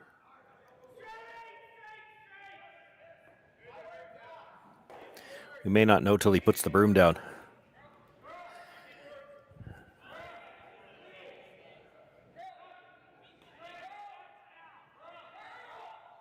Yeah, they are going to play the freeze. It is the best result, and it's certainly all weekend long it has looked like it is there. The part that makes it difficult is because that rock is a foot off the center line. You've played lots of draws coming towards the center.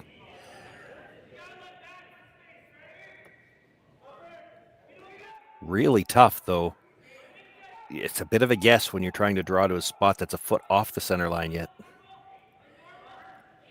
Shot's definitely there. It's a bit of a guess. This is the best result, though, so they're going to give it a go.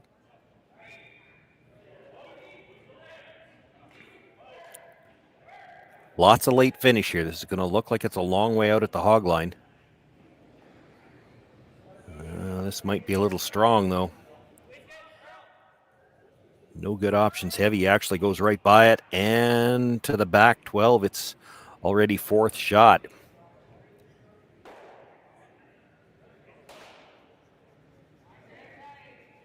So that stone not a factor. Brad Jacobs considering the options, and his best option might be to try to take that shot away. Just get something there. You see him tapping top 8 foot. You'd like to get a corner in around. It would take one of the runbacks available.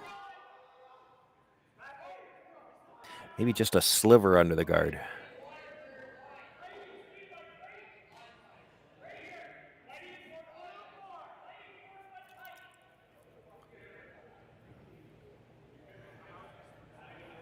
I think I heard him say biting forefoot too.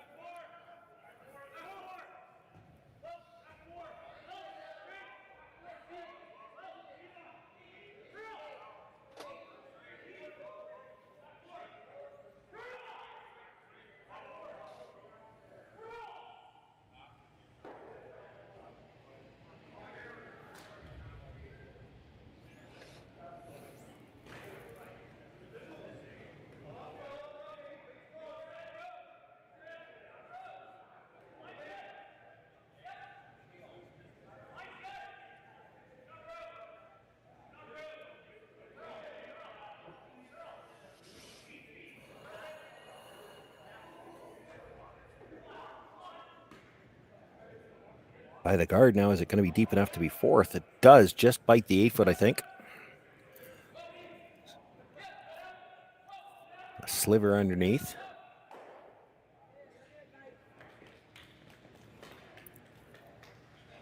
Korey thinking he might be able to hit enough of it to catch the stone in the 4 foot, at least double them out. Might even be able to make the triple off the one at the back 12.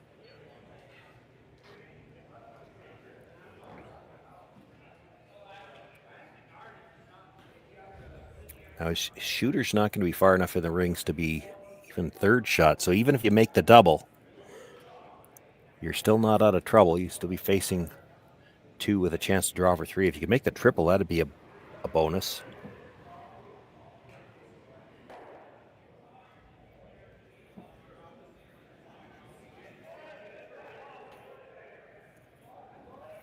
If you could make the double, it's going that direction. It'd be close to getting all 3 of them.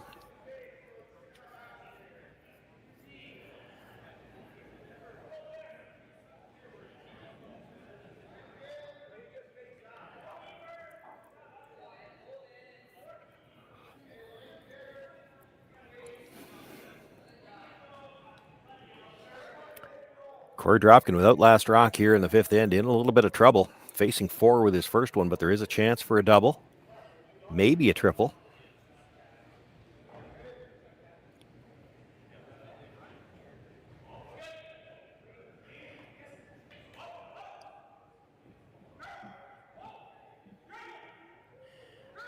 Has to get close to the nose. Don't want to dead stuff the first one. Catches the second. Towards the third, but just underneath it, so he does get the double. Leaves the shooter in a good spot. Brad Jacobs continues to sit 2.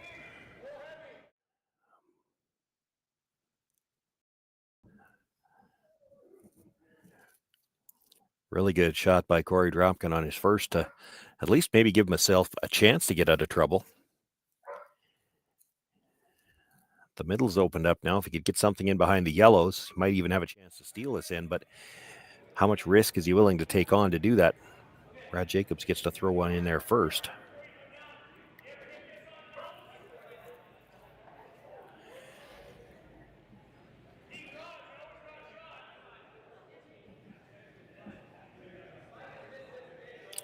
First thought was to come around, and I think this call came from the other end. Do you make the double on the yellows? Just stay in the open, and then if Korey Dropkin makes the come around, you might have the angle run in for 3 anyway.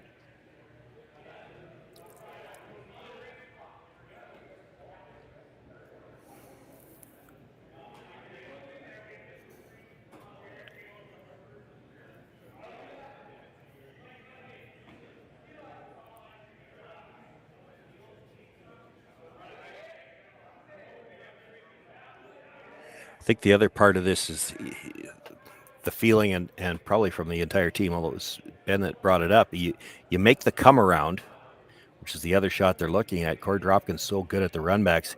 He makes the run back, rolls it in behind that wall on the left-hand side as we look from the hacks, right from the overhead, and you've got no way to get at it.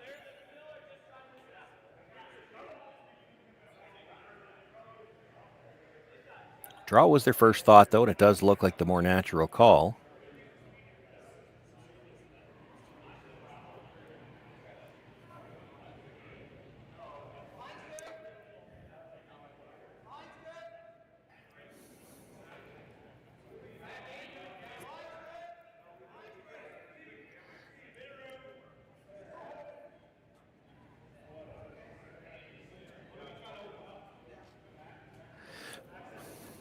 So Brad Jacobs settling into the hacks to throw his first here in the fifth end. Trailing by 1, sitting 2, looking to draw around center, sit 3. And then sit back and wait to see what Korey Dropkin decides to do.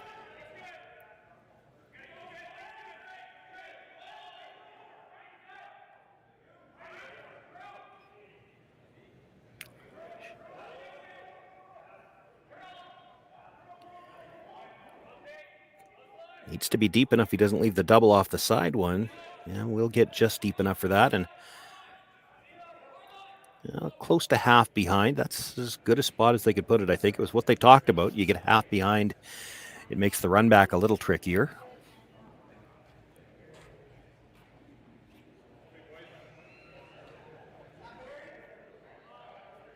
First thought from the Dropkin team is you follow it down, sit right on the face, eliminate those 2 on the outside. Still talking about the run back.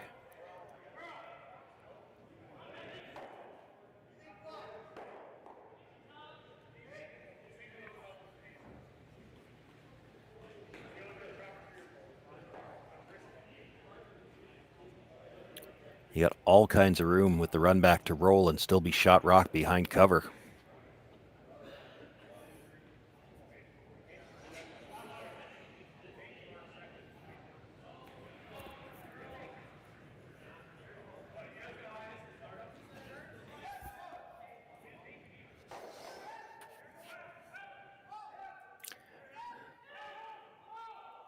So that's what they've settled on, is the run back. Probably not throwing this real hard. Similar weight to what he threw on the last one, I would think. Nose hit will roll it towards the wall of yellow on the left-hand side as we look from the hack view.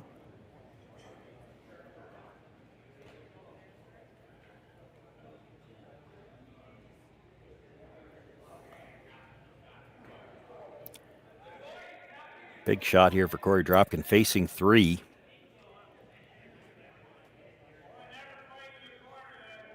Looking to make the short run back and roll it behind cover and see if he can't take all of them away.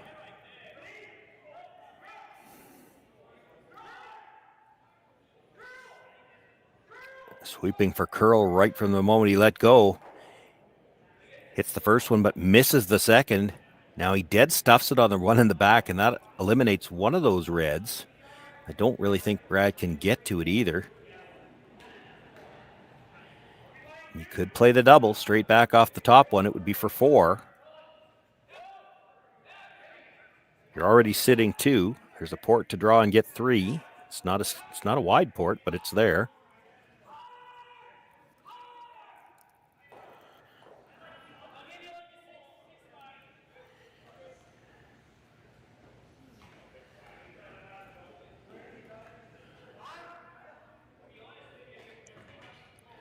Brad's suggesting he likes the out turn through the hole, and if you make the port with the draw, and I don't think you're ever getting by that yellow at the back. You might even be able to get to the back one and move it far enough to sit 4.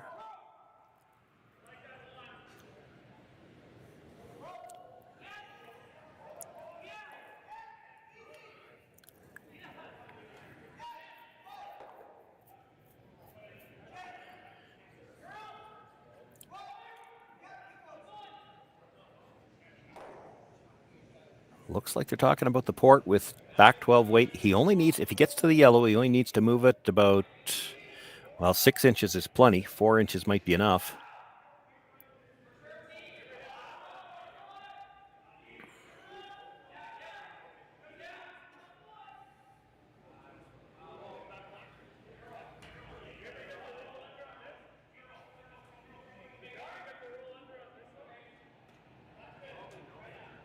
it's not going to be a great visual from the hack, but you have to take into consideration that all the movement here all weekend long in Swift Current has been late.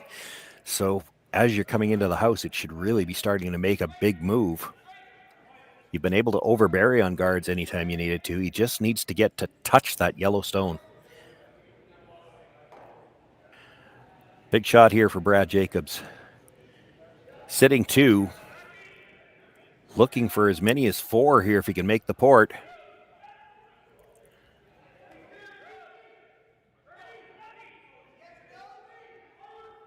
Brusher's called out back 8, so they're going to need to help it out a little bit. Made the port. They're looking for the curl now. Will come down, nudges that stone. He will move it just far enough, and his shooter hangs on. Put 4 points on the board for Brad Jacobs. Held on to that hammer until he was able to use it, and uses it with some force. Picks up 4 with a 3-point lead now after 5 ends of play. Korey Dropkin to have last rock in the 6th. So with the impact to my business and income, will this delay my retirement? I know you're worried, Marshall, but based on the original plan we came up with, you're only about 6 months behind. I thought it would be years, not months. You should feel good. Remember, you've got a plan. Thanks. With change comes questions. See the impact of your money decisions before you make them with RBC Wealth Plan. Calling all curlers, novice to pro. Ashland Curling Supply's patented rotator disc system lets you customize your slider right in the... Handcrafted in Canada, Hardline's ice pad has revolutionized curling for over a decade. Engineered with top-tier precision and durability, it is backed by an unmatched 10-year warranty. Designed for curlers at all levels to sweep effortlessly with maximum efficiency, it is trusted by the world's best curlers, including Olympic and world champions. It is quite simply the best broom in the game. Hardline. Join the revolution.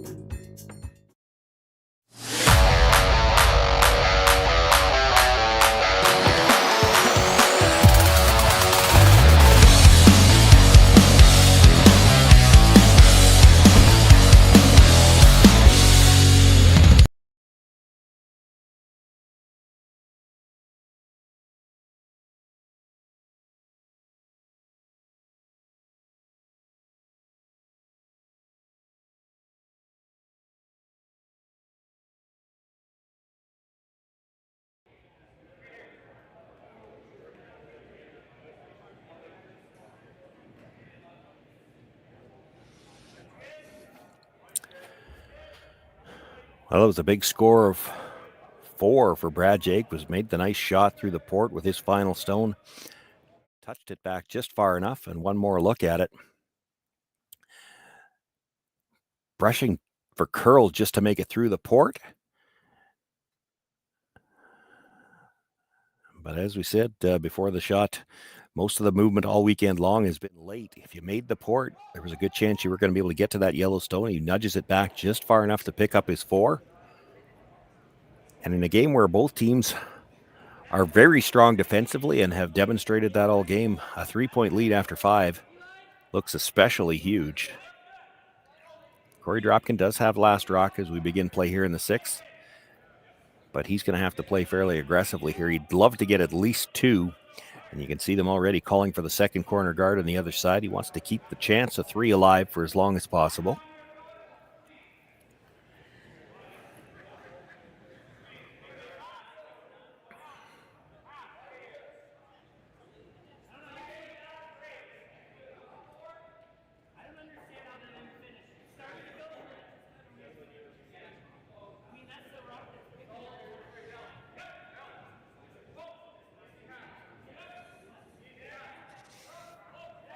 This is still just the 5th stone of the end, not able to make a play on the guards. So Brad Jacobs opting to come partway around the one that was just delivered, try to choke off the corner guard that way.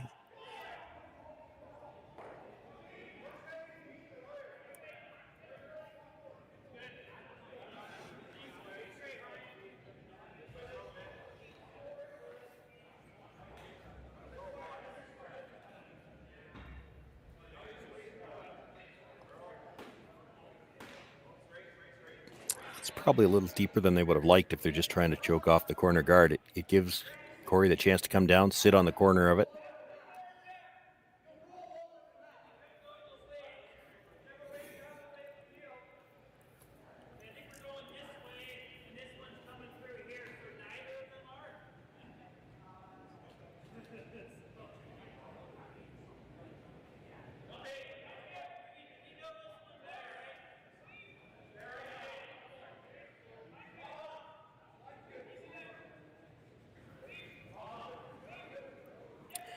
Nothing out of the brushers so far.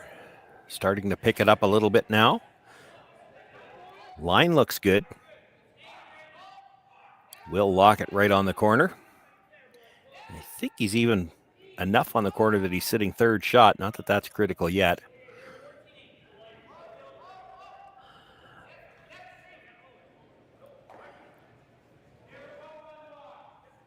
We're past the 5 rock limit on the free guard zone, so Brad can start making plays on the guards now. His first thought was simply to peel the corner. Not sure what they saw from the hack end.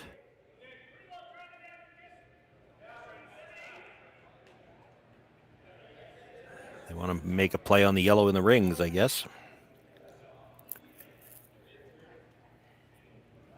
Come down, tap the yellow. The yellow's not going anywhere, but you've got to get that red out from behind it, so you've got a chance to get rid of the yellow later.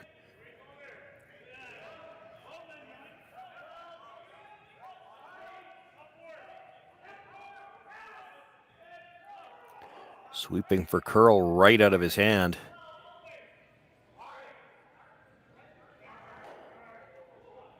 Gets to the yellow with enough weight to kill the red, but rolls off the yellow stone, leaves the 3 reds in a bit of a cluster in the middle.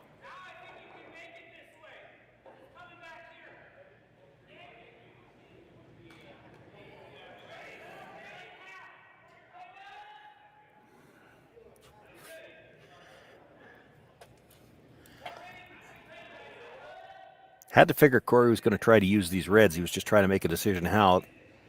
It does look like a very inviting pocket to draw into. He also considered, do you just play the hit and roll in behind the corner off the top one, and you probably dead stuff it and leave a pocket still.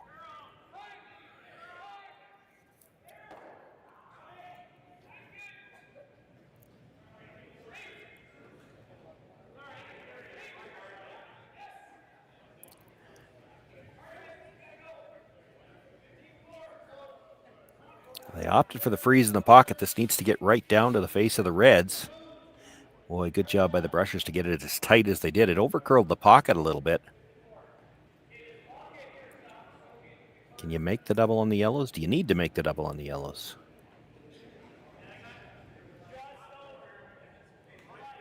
You could just hit the open yellow one. Brad looking at, if we hit the open yellow one, is there any way we can disturb those reds so that we don't just leave a wall of granite?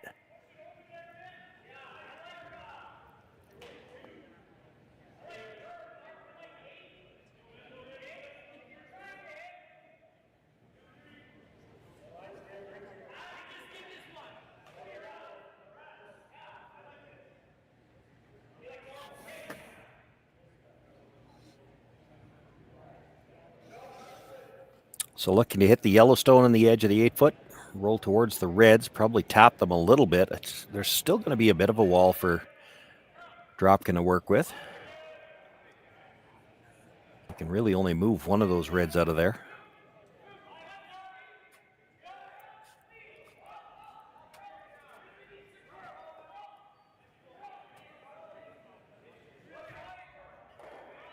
Makes the hit, comes across, does move that red stone maybe a little farther than they would have liked. It's moved into the 12-foot, so currently Jacob's sitting 3. And it kind of looks to me like you're drawn into the pocket again. Looking at the double and roll behind the corner.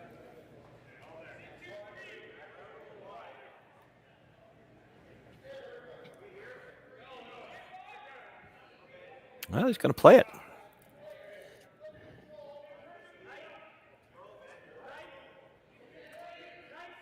What are we on? First stone here. Yeah, I might have played the freeze one more time, but if you get the roll behind the corner here, there's probably not a double on the first yellow just because it's slightly off nose on the red.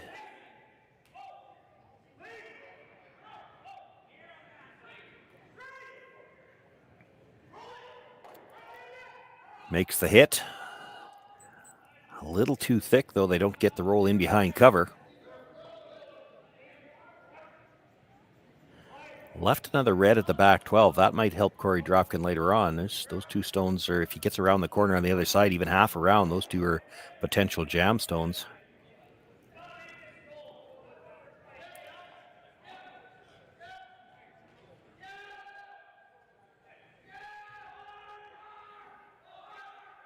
Mark Kennedy can't see quite all of that stone. He's going to have to roll towards the middle. He'd like to get underneath that stagger on the center line.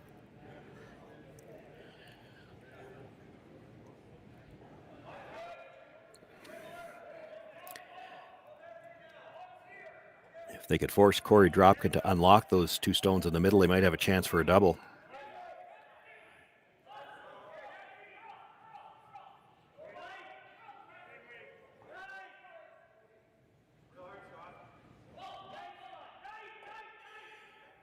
Makes the hit. The roll will come behind them, just out past them on the other side.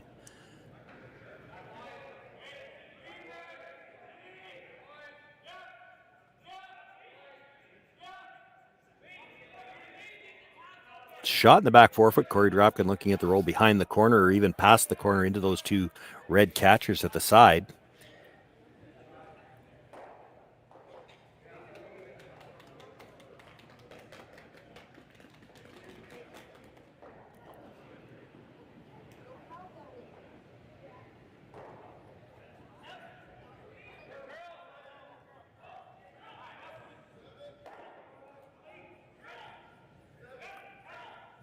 Sweeping for curl early. They've got to get at least to the nose. You sure don't want to roll underneath the red and let them have the chance to run it back. Gets a sliver of a roll behind the corner guard. Might have hung on for shot. Hard to tell. Brad wanted to take a look to see how much he can see from the hack end.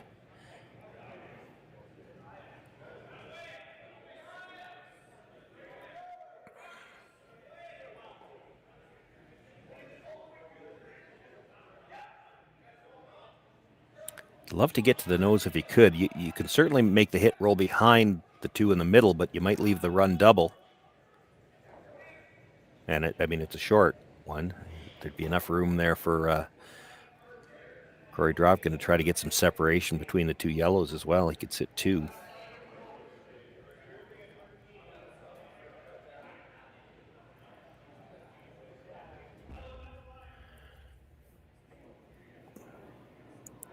If you get to the nose, Korey Dropkin might have to try the corner freeze.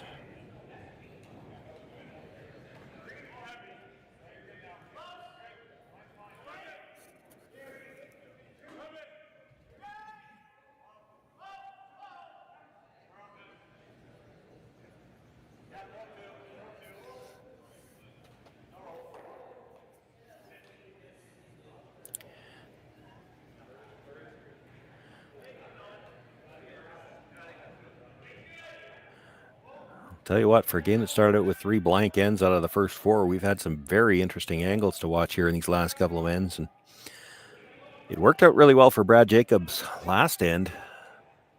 Korey Dropkin's got some angle to work with at the top.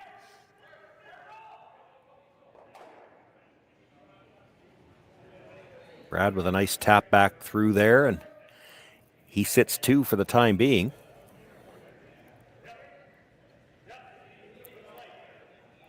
Hit a ton of room by the guard. Same issue now for Korey Dropkin. Could he get ever so slightly to the inside? Sit second and third. Is that good enough? He's looking at the thin double. It's there. It's really thin.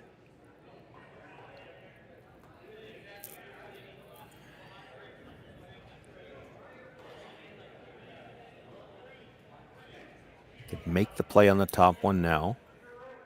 Make sure you're sitting second, third. You're going to have a shot at that one at the back. Or the side.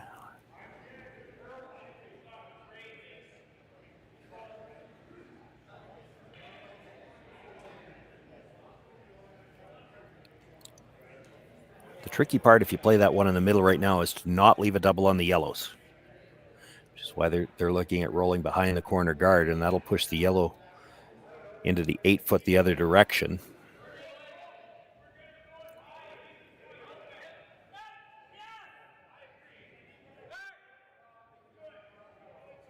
You expect that Brad Jacobs then would have to hit the open one in the 8-foot, and you're hoping he would leave you a double for 2.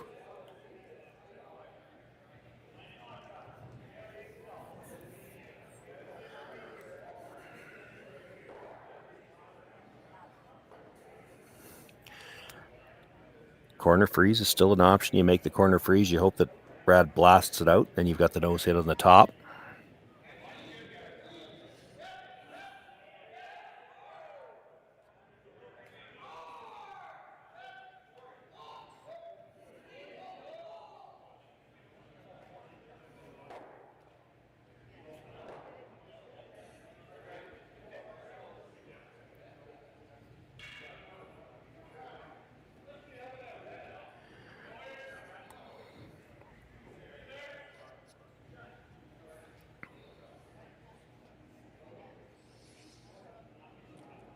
You can see a sliver of the red stone at the top of the 4-foot. They even talked about playing the double. So here's the thing. If you made the corner freeze now, even if you overcurled it ever so slightly and you weren't shot rock, now that sliver off the red, you've got a couple of ways to get the second red out. They were also looking at the run back. So it's still a problem for Brad Jacobs because he's got no way to get either of the yellows out without losing a red.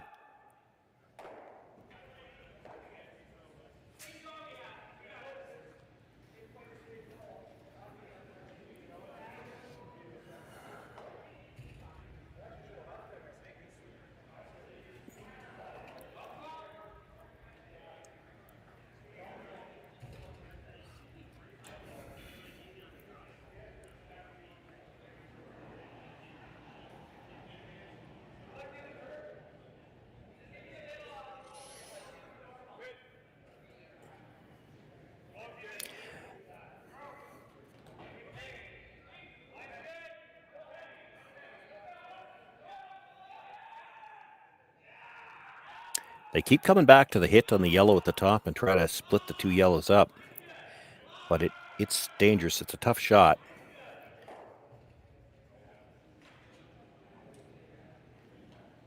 And if you happen to roll either one of them too far where you're not sitting second and third, it's just hit the other one and you're out of your end here. They're going to go back to the freeze, I think.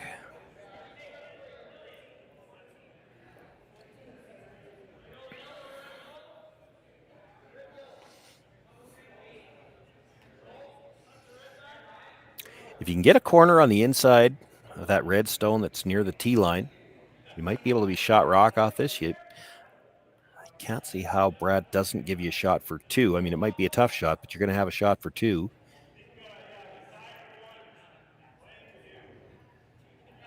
And maybe 3.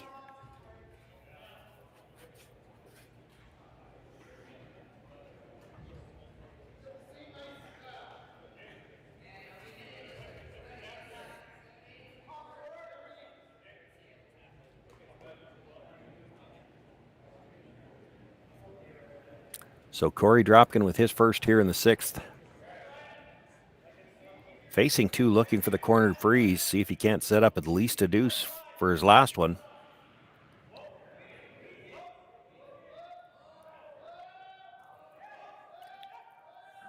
Looks like a lot of ice, or a lot of room, but if the weight's good, it should finish. He will put it right on the corner, nudges it ever so slightly. I don't even want to try to predict who's got shot rock. Doesn't matter just yet.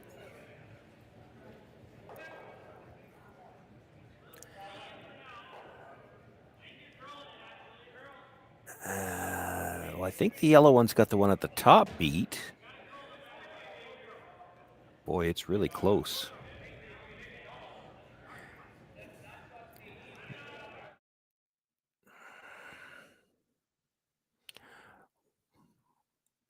One more look at this, and it's not just the throwing end of it. You got to sweep this right to a spot. They had to go a little bit for line at the end just to hold the corner. He nudges it only about 2 inches. It's in a pretty good spot. He could sliver the red that's the top of the 4-foot, probably get onto the yellow for 3 if Brad Jacobs doesn't throw. So what do you like here?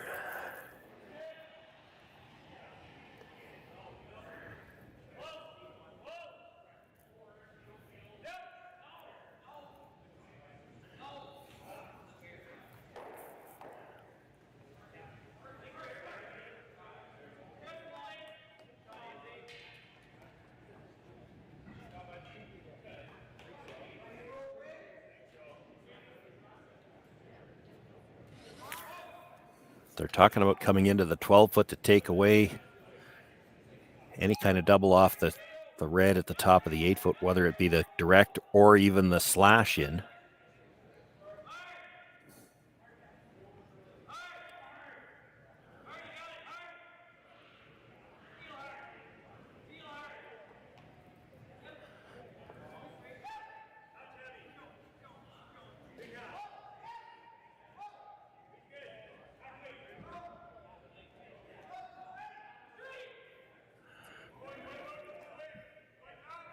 Talking about the draw to the back corner of the button from the out turn as well.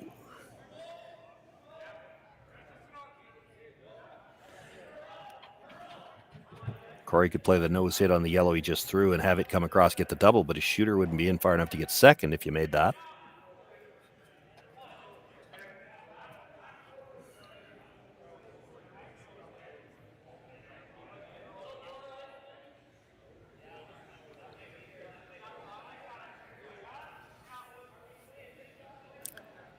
Brett Gallant a little concerned if you play that. He might be able to come off the inside of the yellow at about the 2 o'clock position, back into the red on the center line and come back and get your shooter that way. So they're going to go back to what they had originally talked about, which is in the 12-foot, take away the path for the thin double on that red at the top of the 4-foot both ways. Like you take it away direct and you also take away the slash in if you're in the 12-foot with this. Still not sure who's got shot rock. Korey Dropkin would probably be forced to draw from the out turn side and then measure for 2.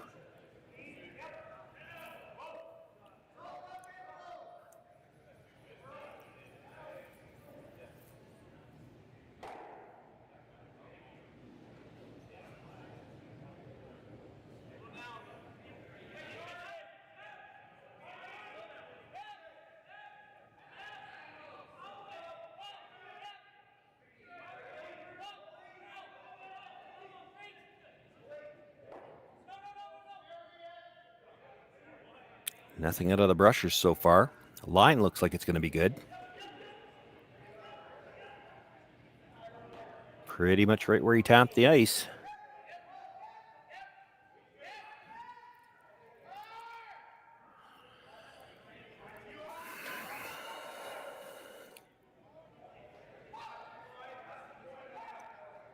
Dropkin wondering if he hits that hard, can he get it to wiggle through?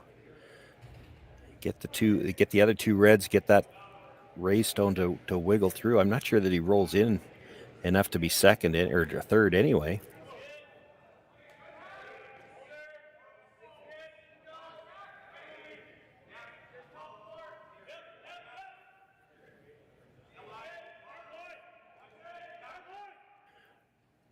They must not think they're shot rock. If you thought you were shot, because I don't think any of these options they're talking about are for 3, they're still just for 2. If you thought you were already shot, you just draw for 2. You must think the red is shot.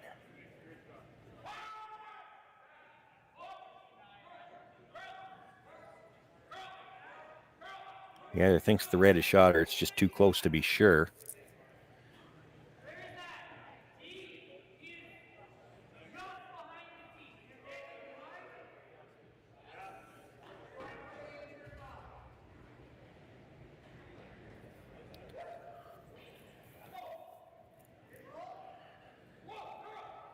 So he's going to play the stone that was just delivered, try to slash it into the red at the top of the 8-foot, have it come across, catch the top edge of the yellow, which will put it into the red behind it, and then he needs this the first stone, the object stone, the first one he's hitting. He needs it to spin up and out, and that's just for 2. Your shooter's going to be too far out to be third shot. That's why I say if you think you got shot rock, you could just draw for 2 here. It is very close. You certainly couldn't be certain.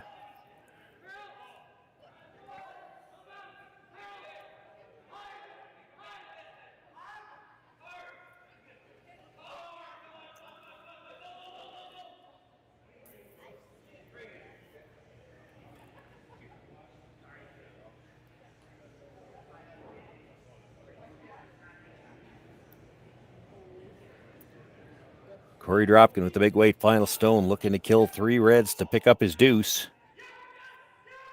Needs to be close to the nose on the first, makes the hit, comes across, catches the second, but doesn't get the spin up. It'll be a single point for Korey Dropkin here in the 6th end of play. He closes the gap to 2 points now, but Brad Jacobs will have last rock in the 7th. It's the A qualifier action here from the RBC Dominion Securities Western Showdown. 7th end action for you right after this. We asked Saskatchewan what they know about 5G. More speed, more innovation. It's going to make our lives a whole heck of a lot easier. This is what 5G looks like. Better, faster. Sounds like one more G. Sounds pretty good. I don't know what it means. All you really need to know is the future of 5G is here and will continue improving through investments in network technology.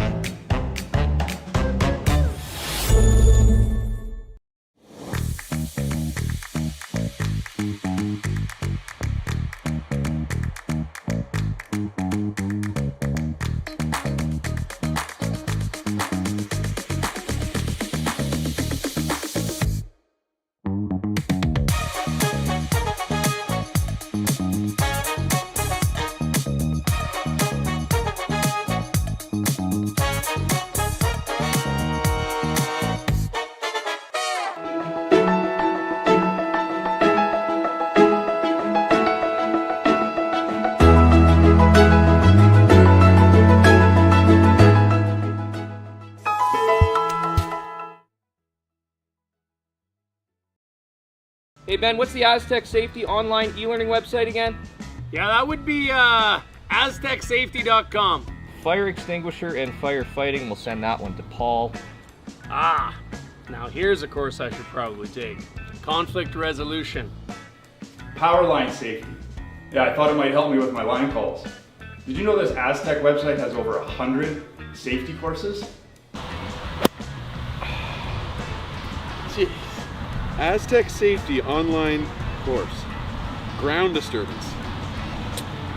Could have used that a few seconds ago.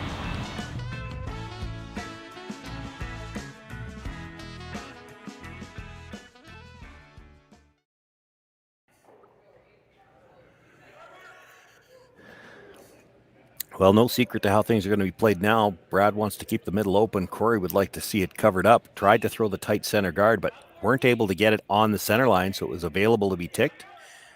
Ben Hebert makes the tick. Actually put the yellow into the rings now, so no matter how well this is made, there's going to be a rock available to hit on the next one. Mark Venner, another chance to get the center guard up. Would like to touch center with it again.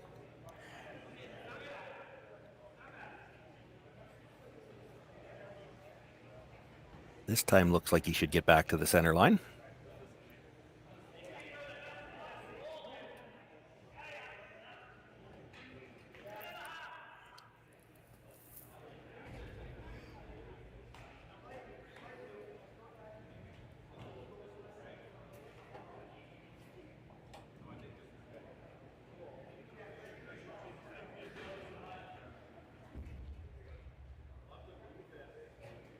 Ben Hebert was set to throw, and I think that was Mark felt like he saw something just before Ben turned his rock back over, so they're checking to see if there's a piece of debris there.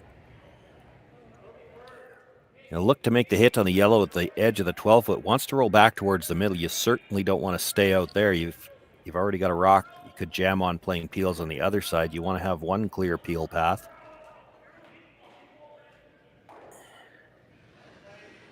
They get a little roll, but not much.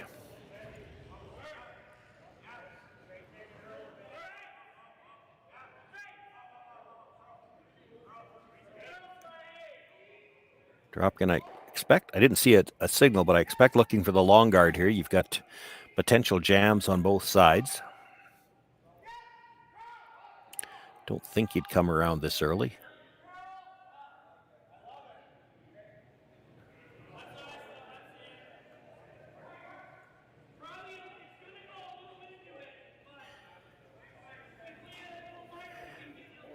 This is the fifth stone of the end, so they know the peels can start after this. You got to get some separation between these guards. You'd also like them lined up.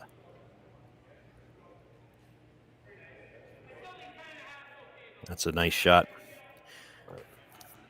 Important to get those lined up because you don't want them to be able to peel the tight guard. If they're able to peel the tight guard, the long one by itself isn't much good.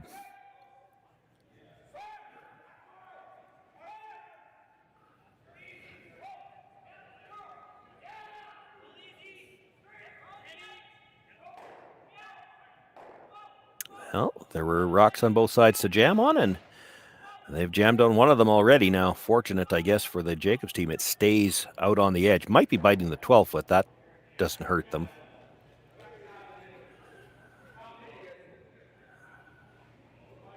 The concern on a shot like that is if you ever were to jam it on that and have it roll back in towards the middle somewhere.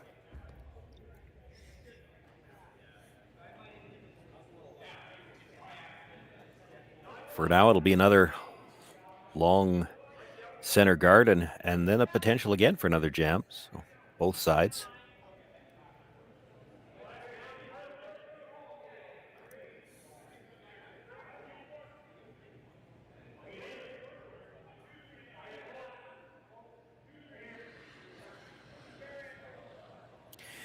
You know it's a long guard when we can't see it in the overhead shot. This time they'll try to peel it towards that yellow. You wouldn't mind getting both of them now when you've left it there.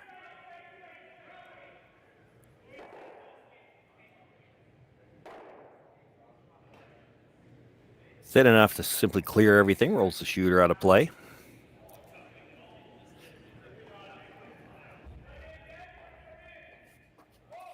It's asking if they want to come in. I think it's too early.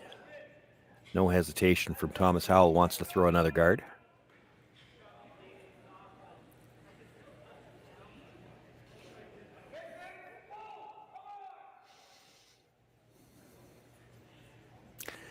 I don't know if, like, I wouldn't even be thinking about coming in on the next one.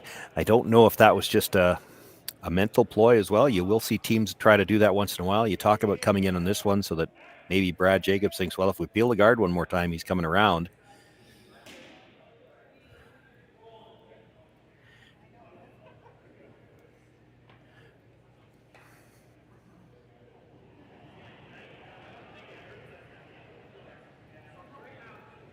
Makes the guard again a little tighter this time. There might be a slight bit of angle, but I don't think he's going to try the double on the center. He's still looking at that one on the outside. He'd like to drive it over the top of it, maybe clip it on the way by. Then that side will be clear for the rest of the end.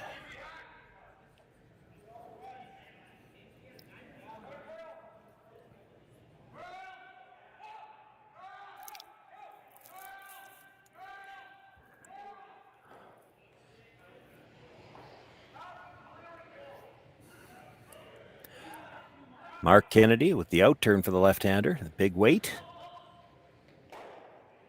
Makes the hit. Just over the top.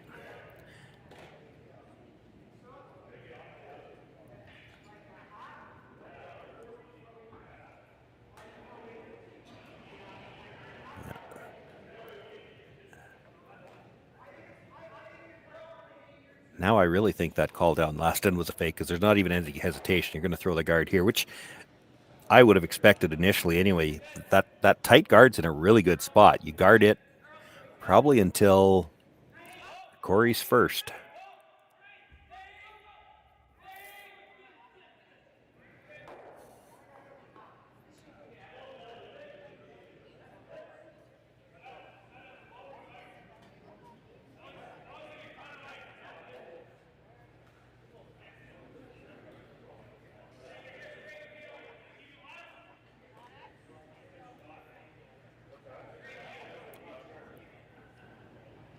Heard Brad say just the straight peel. They're not really looking for the second one this time. I mean, He might call the sweep for it at the end, but you make sure you're over the top.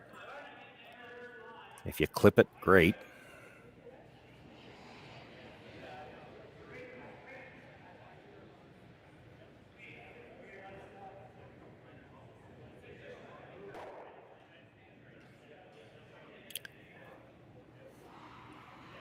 Makes the peel, so now Korey Dropkin, with his first to skip stones here in the 7th, will look to come around.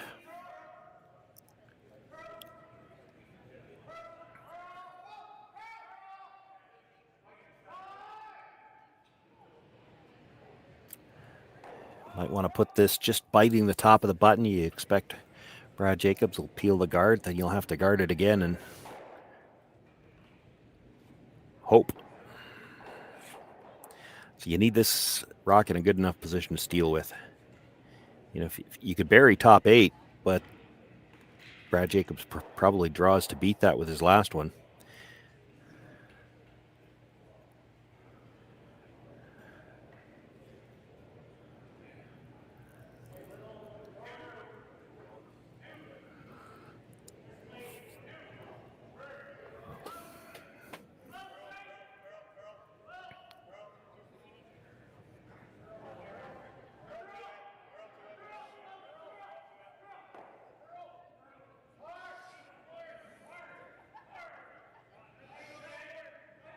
Brusher's just cleaning early.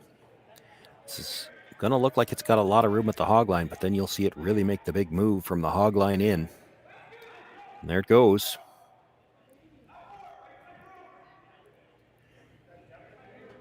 Great line if they can get it deep enough.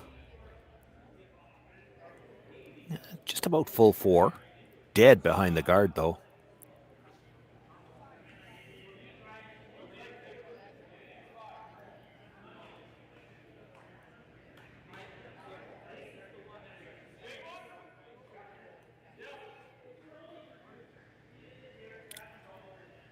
Definitely playing the guard off. I don't think they're ever looking at the straight back. I did see a gesture, and I think it was Mark. I saw the broom, and I didn't see which one of them was looking at it, but you might be able to come off that yellow at the side, maybe get all 3 yellows.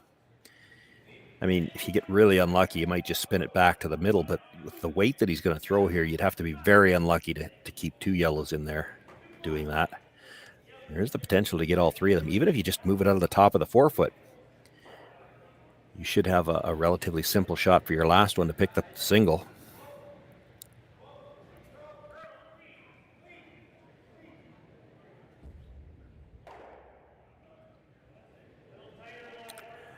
Just drives it by everything. Dropkin continues to sit 1 and now needs to make the perfect guard.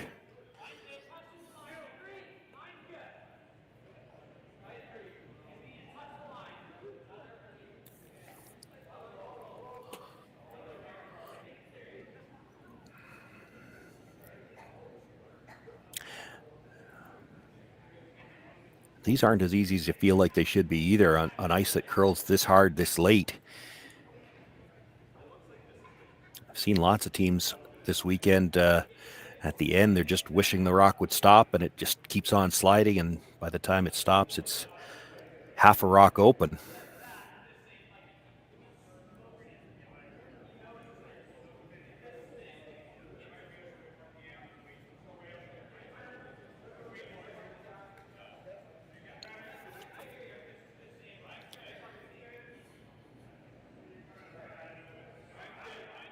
Korey Dropkin's final stone on the way without last rock here. He does have shot at the top of the 4.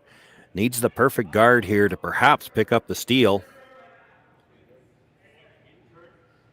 Again, looks like it's got lots of room there, but all the movement is late, so this should be close.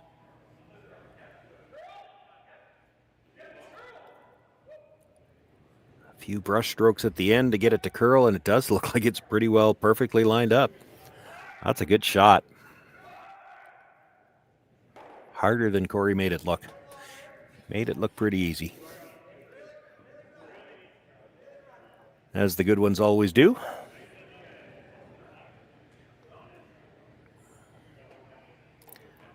So Brad Jacobs will look to draw. In turn side, needs full 4 foot to pick up the single. He does have room to get to the button on this side.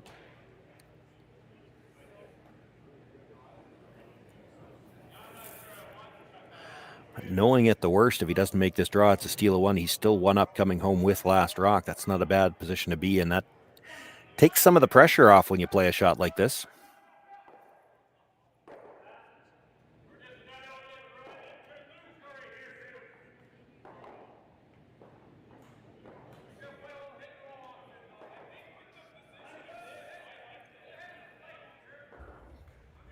Pressure's picked it up pretty much right out of his hand. I don't think that's a full sweep yet. You do see Brett Gallant looking up. Now they're definitely picking it up hard. The line's good to get to the forefoot if they can get it there for speed. Gonna have to put this right on the tee line.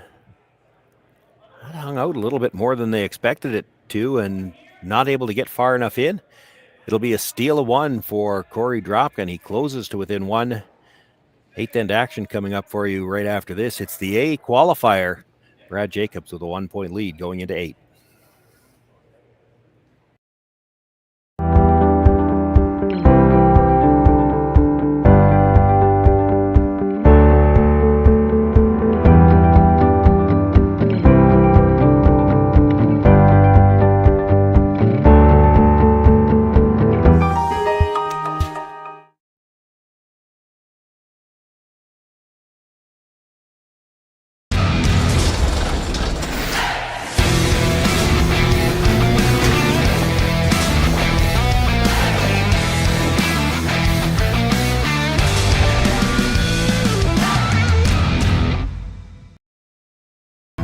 Stronger agronomics, better returns,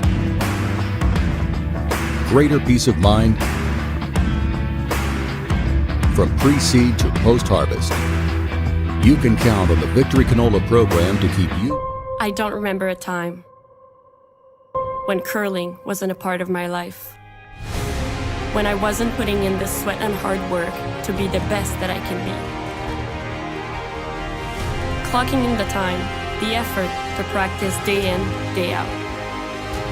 Curling is more than just a game. It's a family, a community. And when it's time to play, I know I'll be ready. Hardline, supporting hundreds of our next generation athletes. Sasktel Be Kind Online wants to stop cyberbullying. Want in on the action? We award up to $1,000 for youth initiatives that help spread kindness and prevent bullying. What great idea do you have to help stop bullying? Sasktel can help. Go to BeKindOnline.com and apply for a grant today. Together, we can make a difference.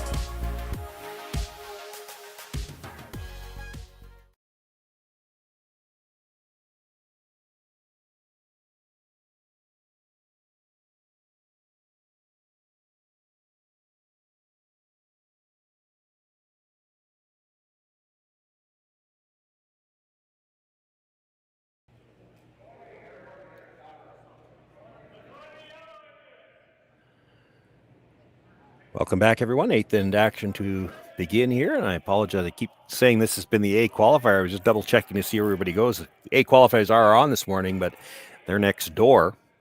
This is actually B event action, so the winner of this game moves into a B qualifier at 2:30 this afternoon. The loser's still alive. They drop down to a C semi at 5:45 this afternoon. They would need to win back-to-back games out of the C event, so both teams still going to be alive after this for sure. But both still going to have to play later on today.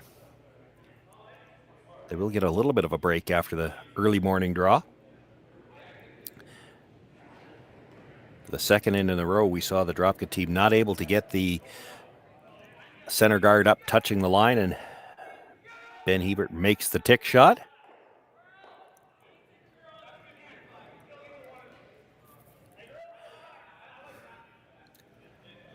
Mark Fenner with a second attempt to get the center guard. They're really going to have to go to get to the center line on this one as well. They will get it there, though.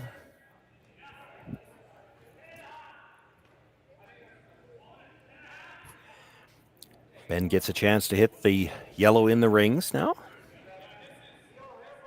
Very similar to the setup from last end.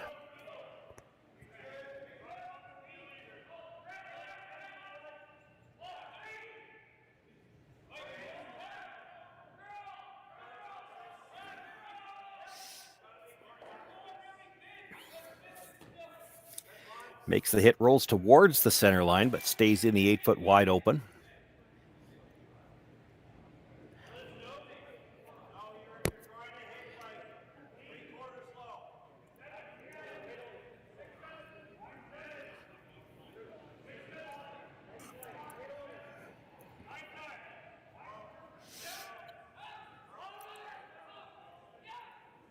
So looking for the long guard again. Similar setup to last end. Now that rollover into the 8-foot does give the Jacobs team a little bit more room to peel over the top using the out turn. Peel at the out turn, go over the top of that redstone. There's less chance of a jam. Still going to be jams on both sides.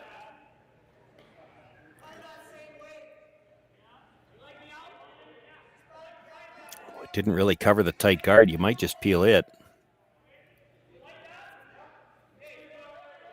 Talking about trying the double peel. There is some angle there.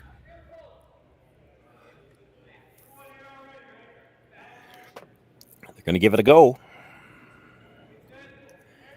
Trying to hit about 3/4, get slightly over the top of the yellow on the center line. Make the double and roll the shooter away a bit.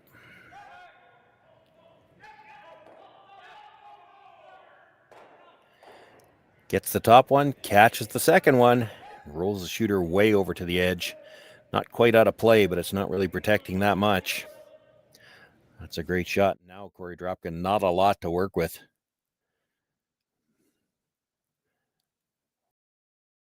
One more look at it. You knew they were close all the way down. Solidly catches that second stone. The yellows go easy. The shooter rolled far enough to the outside that if you were dead behind it, you wouldn't be in the house. Korey Dropkin desperately needs a steal here just to get to an extra end, and he doesn't have much to work with now.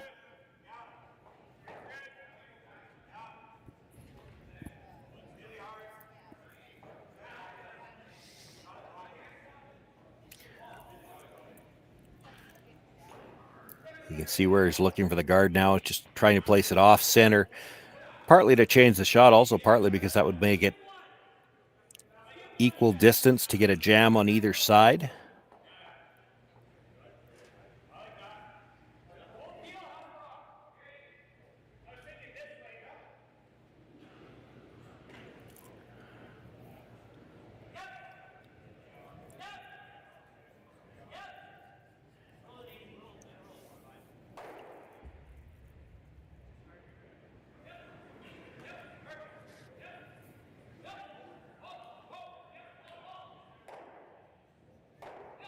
Makes the hit. Did clip the one on the side, but thin enough that he clears everything, and now that'll give them one side they can peel through the rest of the end. Knowing that, does Korey Dropkin change his strategy here? At some point in time, you probably come around that red.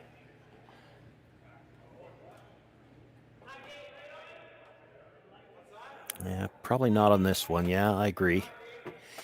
So he's going to play the guard just to the other side, directly in front of the red. Doesn't really change things. They're still going to try to peel it out. You don't expect them to hit it on the nose. It's just more about changing the shot. Maybe you get a 3/4 hit and back to the center line.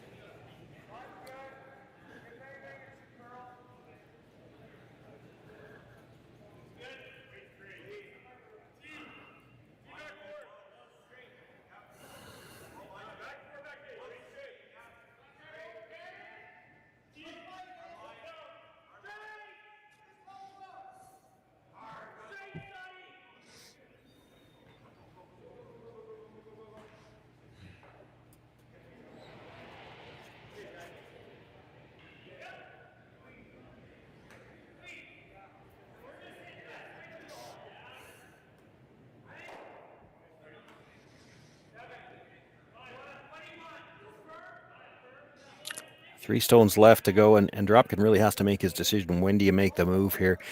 The only shot you've got is, well, I mean, you could try to freeze the top one, but I think your chances are pretty unlikely that with the weight these guys throw and the lively striking bands that they can't blast everything out. You come around that red at some point. You got to either do it here, or you could wait till Korey's first. you're expecting, that's I think what Korey said, that's his first, he wants to go around it. You're kind of expecting that Brad will try the run back. Your only hope is that he misses the run back and you could sit 2. So they're going to throw one more guard.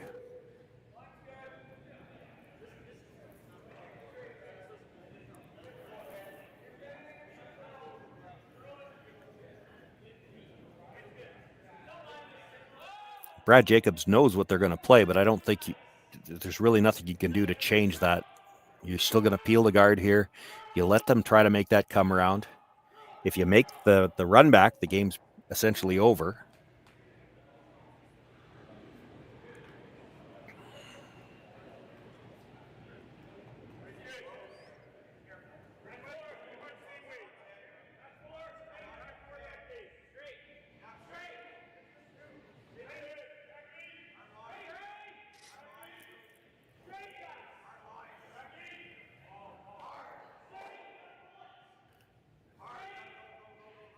Peel is made. Now Korey Dropkin will have to come around that stone in the 8-foot.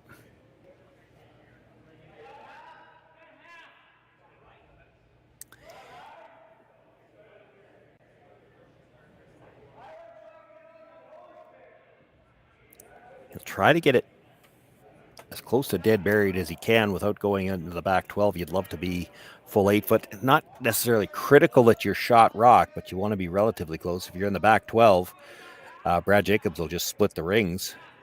Won't have to play the run back.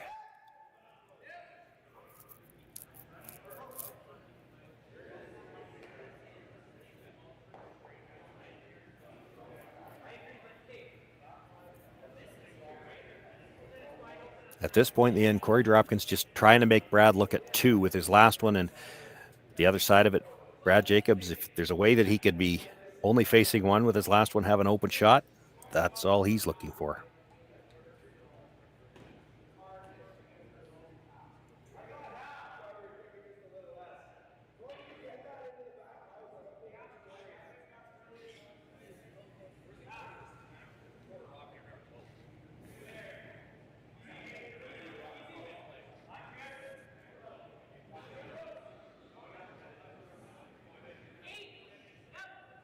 Sweepers have backed right away from this, not even bent over a little bit. This might be in danger of sliding through.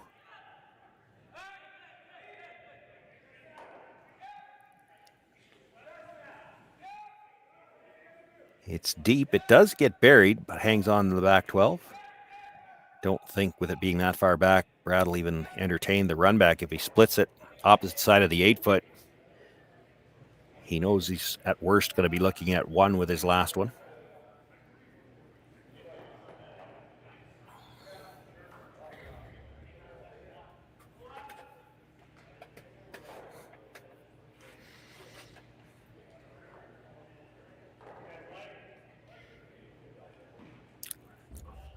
All of this discussion is about just how deep do they want to be.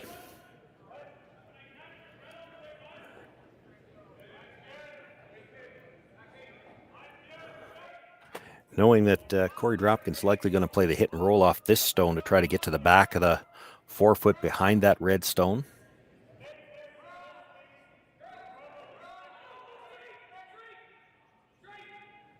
If you get it just back of the tee line, he probably can't do that. By the time he's behind the red, he's probably too deep.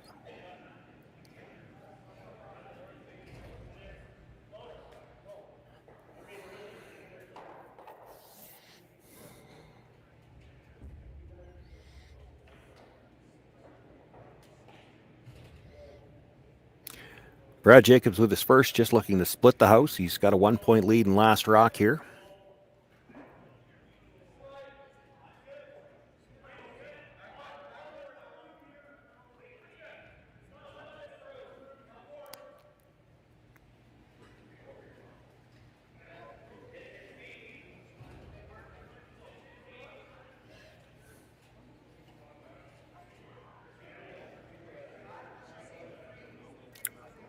Grabs just a bite of the 4-foot.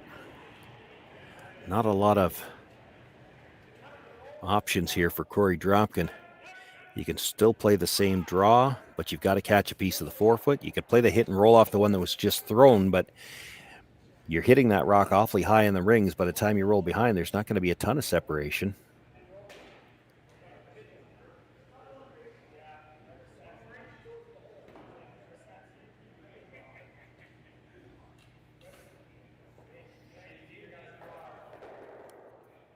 It's flat, but the double might be there to sit 2. Then you're hoping for a rollout.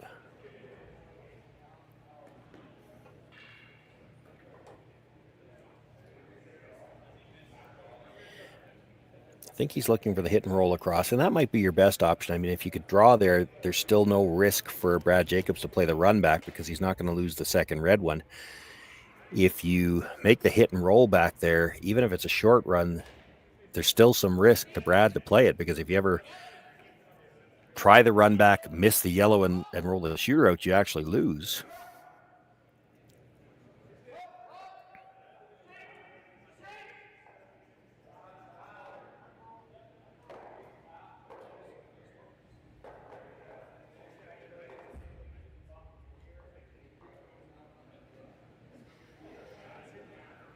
So going to look to hit that red.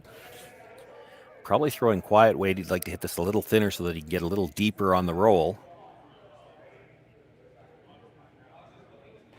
And hang on for the back corner of the 4-foot behind that red stone on the other side. At least force Brad into a trickier shot with his last one.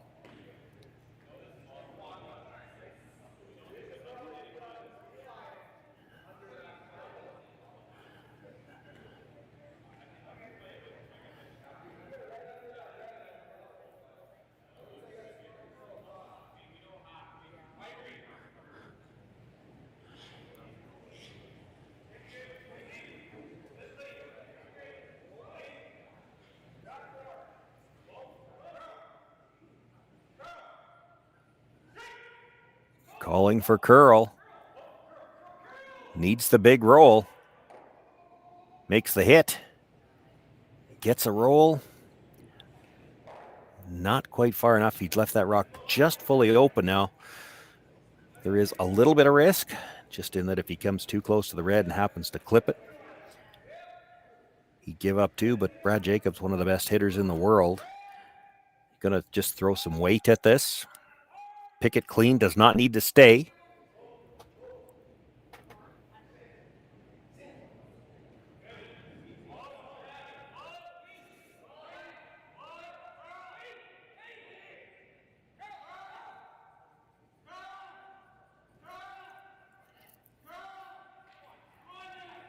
Just make it go away, and Brad Jacobs will move into a B qualifier later this afternoon. Final stone on its way. Well, I called for cleaner or for curl early. He's got a corner of it, though. Brad Jacobs will pick up the single point here in the 8th end, and that gives him a 5-3 win over Korey Dropkin here in this B semi. That'll move Jacobs into the B qualifier at 2:30 this afternoon. Korey Dropkin still alive, drops down to a C semi at 5:45 this afternoon. We will continue to have all the action for you all day today and tomorrow on Curling Stadium here from the RBC Dominion Securities Western Showdown. We've got women's playoffs starting, I think, in the next draw as well. Men's triple knockout action to continue. 4 more draws today. And then men's playoffs tomorrow. The women's will conclude with their final later on tonight. All of the action available on the Curling Stadium Network. All games being streamed with commentary on selected features. My name is Shawn, Joyce. I want to thank you for joining us here this morning. And we look forward to bringing all of the action to you for the rest of this event.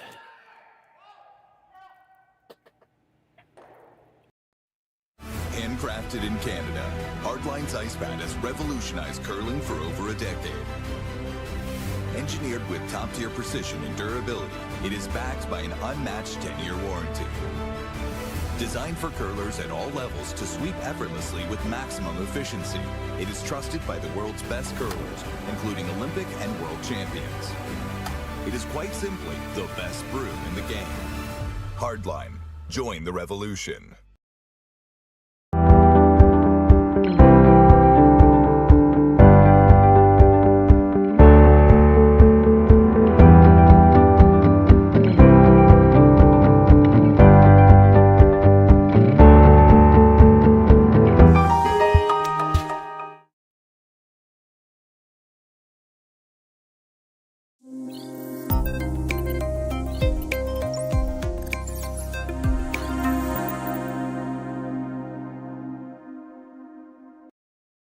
Alrighty, I'm back on at 11:15, so I'm going to go grab a quick bite to eat and